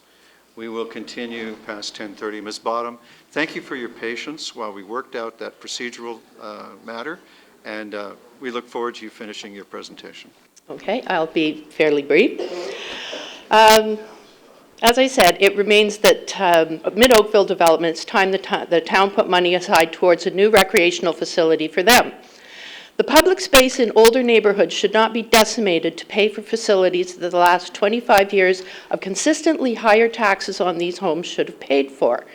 But this administration does not appear to be looking to cover the cost of just buying the schoolyards or of building one new facility. The profits from selling the publicly owned land, such as schoolyards, are going into general revenue, and the money for facilities in the south central Oakville will be allocated out only over the 10-year capital plan. That means waiting a decade for badly needed facilities. It does not take vision or intelligence to raise money by selling off public assets, but we are all left poorer when the gift of public lands bequeathed to us up to a century ago is squandered. We will never get back this space to build new schools or parks as they are needed when the neighborhood demographics change back to young families, or for the large new populations being formed by rezoning so many of the larger lots. The areas around these schools do not have a lot of open space to spare, and the disappearance of this existing open green space will be an enormous loss to the residents. To the argument that the school board would just sell them for development because the town didn't buy them, you can respond, zone it, don't own it. The town could simply refuse to rezone the space. In closing, I'd like to read a quote from you, Your Worship, after the election. There are a number of unique sites within South Oakville that will require more detailed examination and consideration.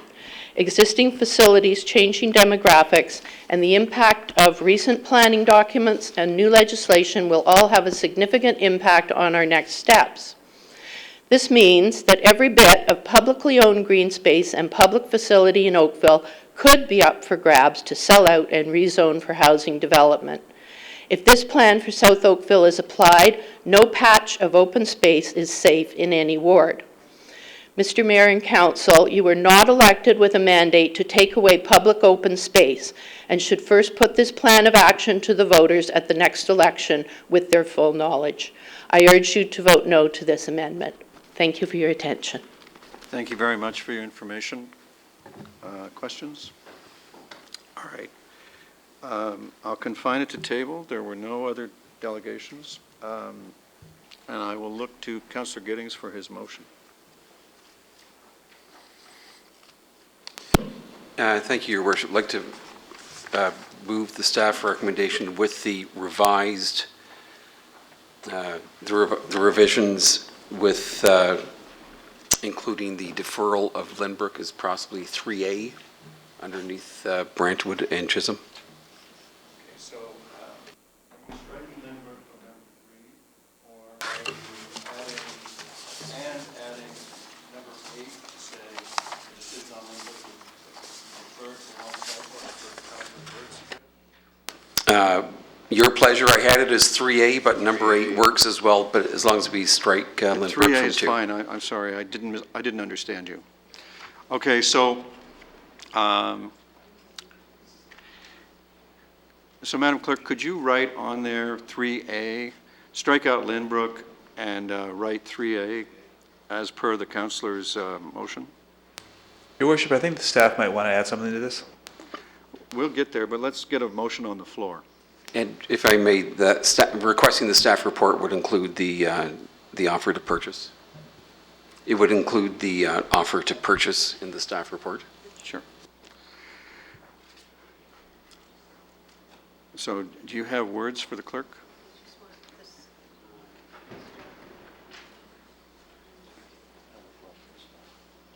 Okay, while Councillor Giddings is finalizing his motion, the next most important question is there a seconder for this motion? Pardon? All right, well, he's busy right now. So, Councillor Elgar, you have the floor to ask your question of staff. Thank you. Through you, Your Worship. The question of staff is related to what we heard about the chimney swift, how the wording somehow is getting dubbed down a little bit. Can staff expand on that? Through Your Worship, there's no downing down or change to that language at all. It is intended to ensure that it's protected. Thank you. That's not what I heard from the delegation, so I appreciate the clarification. Thank you. Thanks very much. Thank you. Councillor Duddick? Thank you, Your Worship. I think the Commissioner wanted to address something, so I'm a little concerned. Mayor and members of council, I have a suggestion for you in terms of the recommendation that you'd like to make on the deferral. First of all, I think that the time frame of one cycle will be very difficult in order to be able to analyze it. So if that was agreeable, then in recommendation number 3, you could delete the reference to Lynbrook and add a number 8 or 3A that says that the staff recommended land use option for Lynbrook be deferred until such time as council has considered a staff report on the recently received unsolicited offer for the Lynbrook site. I believe Councillor Bird likes that. So, Councillor Bird, are you seconding Councillor Giddings' motion? I'll move hers. Okay. Don't take it personal, Dave. Okay, so Councillor Giddings is incorporating that. I just need a seconder for Councillor Giddings' motion, or we're not debating anything here. Is there a seconder for Councillor Giddings? Councillor Knoll seconds Councillor Giddings' motion. Thank you, Councillor Knoll. Councillor Adams. I just want to ask our staff about the now new number 8, about Lynbrook. Your position is still that you aren't recommending that number 8. And is that in part because the unsolicited bid is outside of our, out of a normal purchase process for the town? I mean, normally we would declare it surplus first. We would have already approved the planning guidance for a parcel of land. I mean, this is out of step, isn't it? The staff recommendation is on the basis of the most appropriate land use for the site and has no bearing or is not influenced by the unsolicited offer in any way. So, Councillor, I would, at the appropriate time, be urging you to support the deferral in order to respect the trouble that the purchaser went through to make a purchase offer, especially after I plainly. I'm not sure if it's unsolicited, it. so to speak, but I understand that. I'm just trying to understand their position as to So their position what their various issues are on the. Yeah, on their issue is purely the best planning use of the land. Councillor Demoff. I wanted to go back to the time of this to come back to us, because right now we're talking about January 2015, which is after the next election, and I think it's really important that this be dealt with before October 2014. So I don't know why we couldn't deal with the number of units, type and built form, all of that, and get the reports back to us within a year's time. And have it come back to us, whether it's April, May, or June of 2014, but it should be dealt with before October of 2014. So I'd like to suggest an amendment that that it come back to council, I'll say by May of 2014 or another date. I'm open to changing that. Okay. At a later date. So let me canvass staff on this. I agree with the councillor. I would like to see a decision this term. What can you give us by way of a date that you could meet? Take a moment to talk among yourselves. And Madam Clerk, could you? Yes.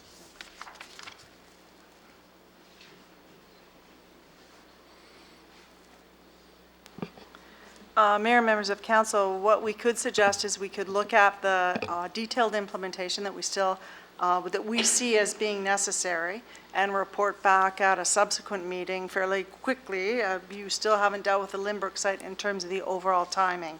So if the direction on timing could come on the basis of that further staff report in the next 1 or 2 cycles, then you could deal with the information or the recommendation at that time with a lot more information. Pardon? I wonder if you would consider in the alternative that we pick June 2014 and ask you to work to that with your best efforts and let us change it if it proves impossible. No pressure, hardly any at all. Mayor Burton, at this point in time, we see January of 2015 as being the most appropriate time frame. I think what we can offer is to look at that in a little bit more detail and report back. Approving the recommendations that are here can still proceed forward, and we will do our best in terms of looking at a report in reporting back in the time frame that you're looking at May of 2014 to see what we could produce at that point in time. So if you just give us a cycle or 2 in order to be able to put that information, you'll have a much more full answer on to deal with at that point in time. Councillor Giddings, how do you feel about pushing that issue? Okay, put it up. We're going to task you harder, I think. We'll see. All right, so the motion by Councillor Giddings, seconded by Councillor Knoll, assuming that Councillor Knoll, now seeing it, is comfortable with it. And we may have to zoom out a line, possibly. Although actually, you know, number 1 hasn't changed, and number 2 hasn't changed. So it's really 3 and the rest. So we're putting before you, Council, the idea that we include June 2014 as a bring-back date. Hopefully, Council staff will be able to bring us the key piece that we want in that time, and then the rest is as discussed, and including the Lynbrook item at the end.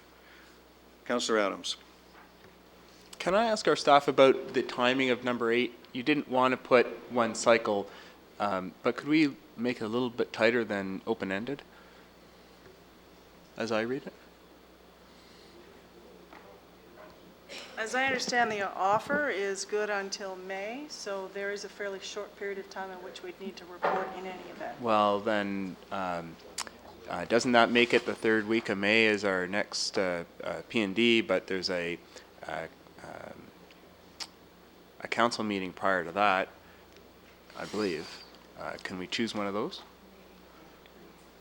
So that members of the community know when it's coming back and when we're going to discuss it? So in line with the councillor's suggestion, P&D on May 21st, would that suffice?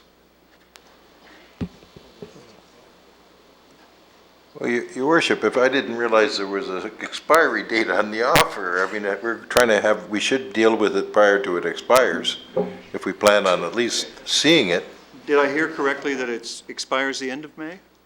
No, I think it's before the end of May. Oh, thank you. So the reason the recommendation was suggested in this way is because then we have the opportunity to check what the offer is. We're not going to miss the expiry of the offer and report back, rather than, again, arbitrarily setting a date right now. We'll report back on the unsolicited officer. It's too late, I can't speak anymore. In terms of recommendation number 8, which will be prior to the offer expiring. So that means on the 29th of April. And that's 1 cycle like the councillor originally said. Right? Yes, there are a number of meetings between then and now. We can also report to ASC as opposed to P&D, so there are a number of options to get it forward. Although, right. Council, you don't want to omit noticing that Your Worship, I'm satisfied with what I've just heard. Given that we've got a due date on the offer, I'm confident our staff will bring it back. Okay, I just wanted to point out that if the offerer is serious, they'll probably renew the offer, so don't be too panicked here on the date. All the same, I think the members of the public would like to know when we're going to be talking Well, about it. we have the ability to give notice I as know well. that. So where are we, so are we leaving number 8 as written? All right, fine. Councillor Elgar. Yeah, and it's with regard to number 4, where I see June 2014. I think staff have said 2015, but they said they'd be willing to come back and take a look, like soon. Like give them, like instead of making a decision on the fly tonight at 11 o'clock, why do we have a date? Let them come back with, see if they can refine their date.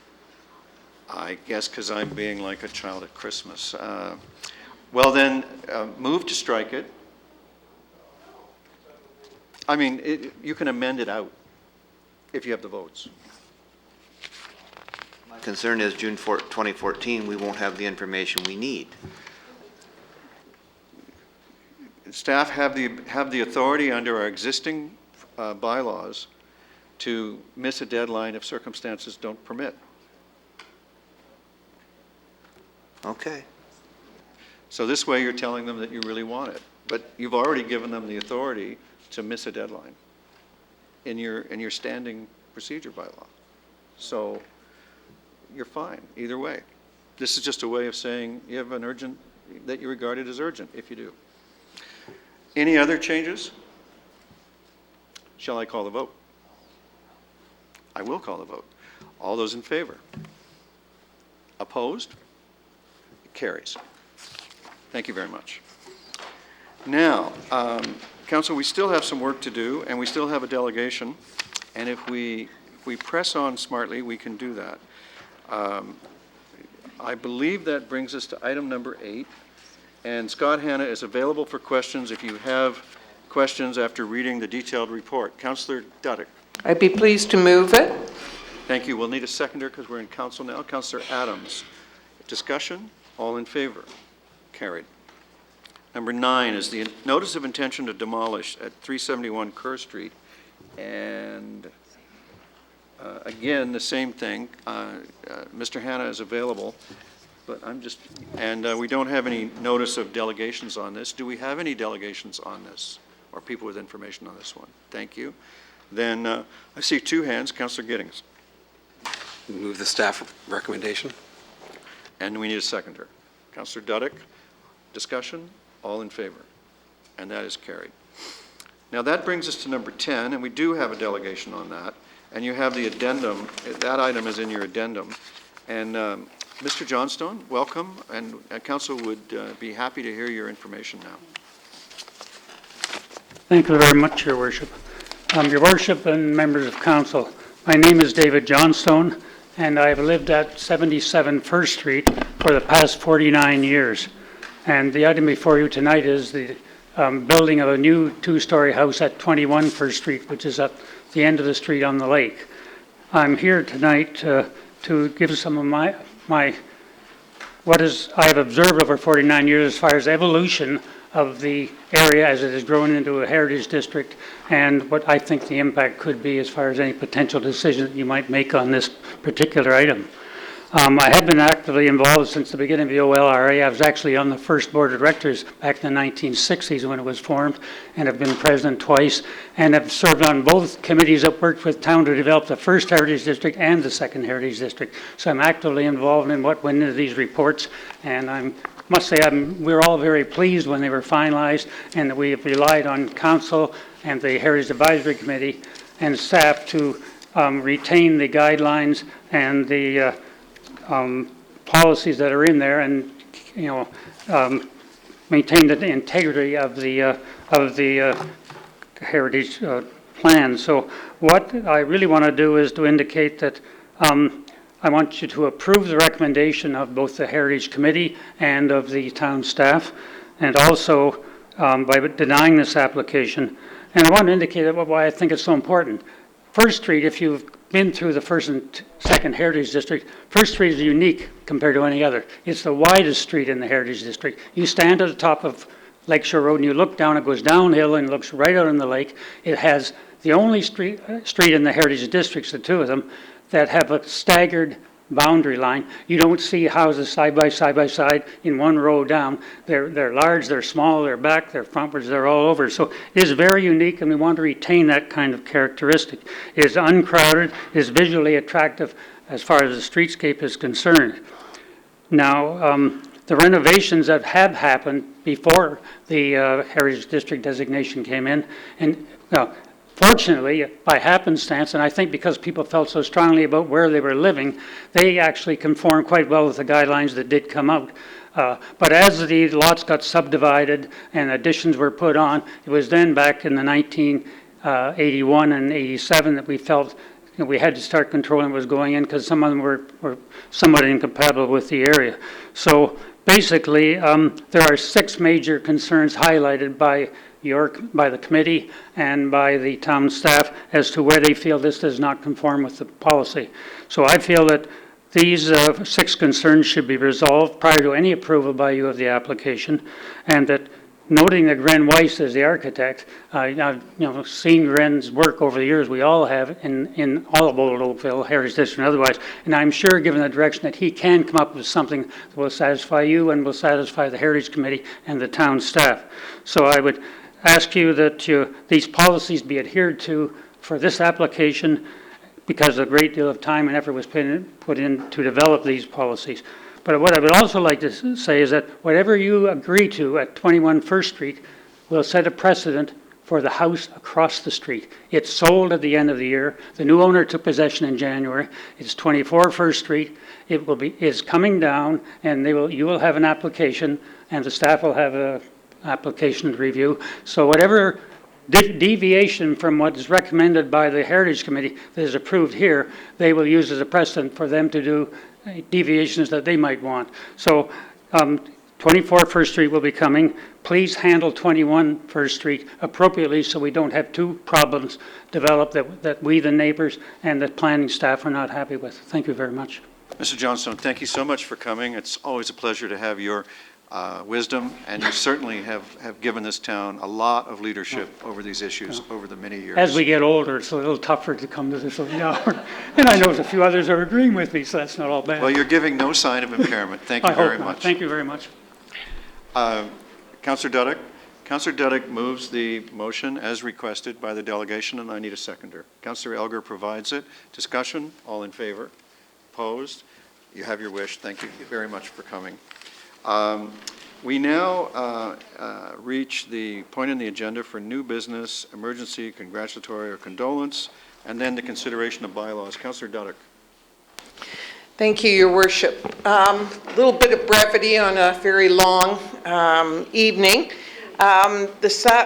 Today is a very special birthday for somebody, and we'd like to offer our congratulations. And we have a picture that will attest to the fact that most parents will say that sometimes at a very early age they know what their child wants to do in life, and this would attest to the fact that obviously at a very early age this is what you wanted to do later in life. So we thank your parents for allowing us to share that.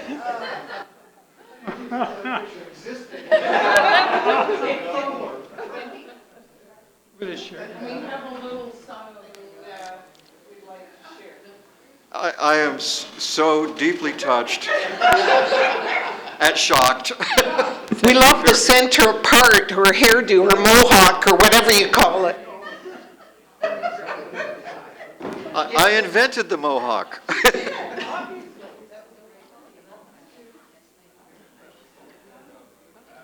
Happy birthday to you.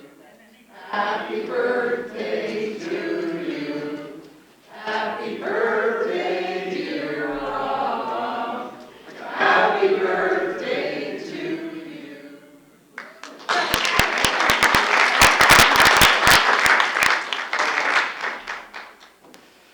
Thank you so much. Would anybody like a cupcake? If you'd give me a motion, a mover and seconder for the bylaws, I'll give you a cupcake. Councillor Johnston, Councillor Duddick, this is for the bylaws as printed in the agenda. In the circumstances, you'll permit me that brevity. All those in favor? Opposed, if any? The bylaws are adopted. That completes our work. Thank you for your time and attention. It's really been great working with you tonight. We are adjourned. Cupcakes.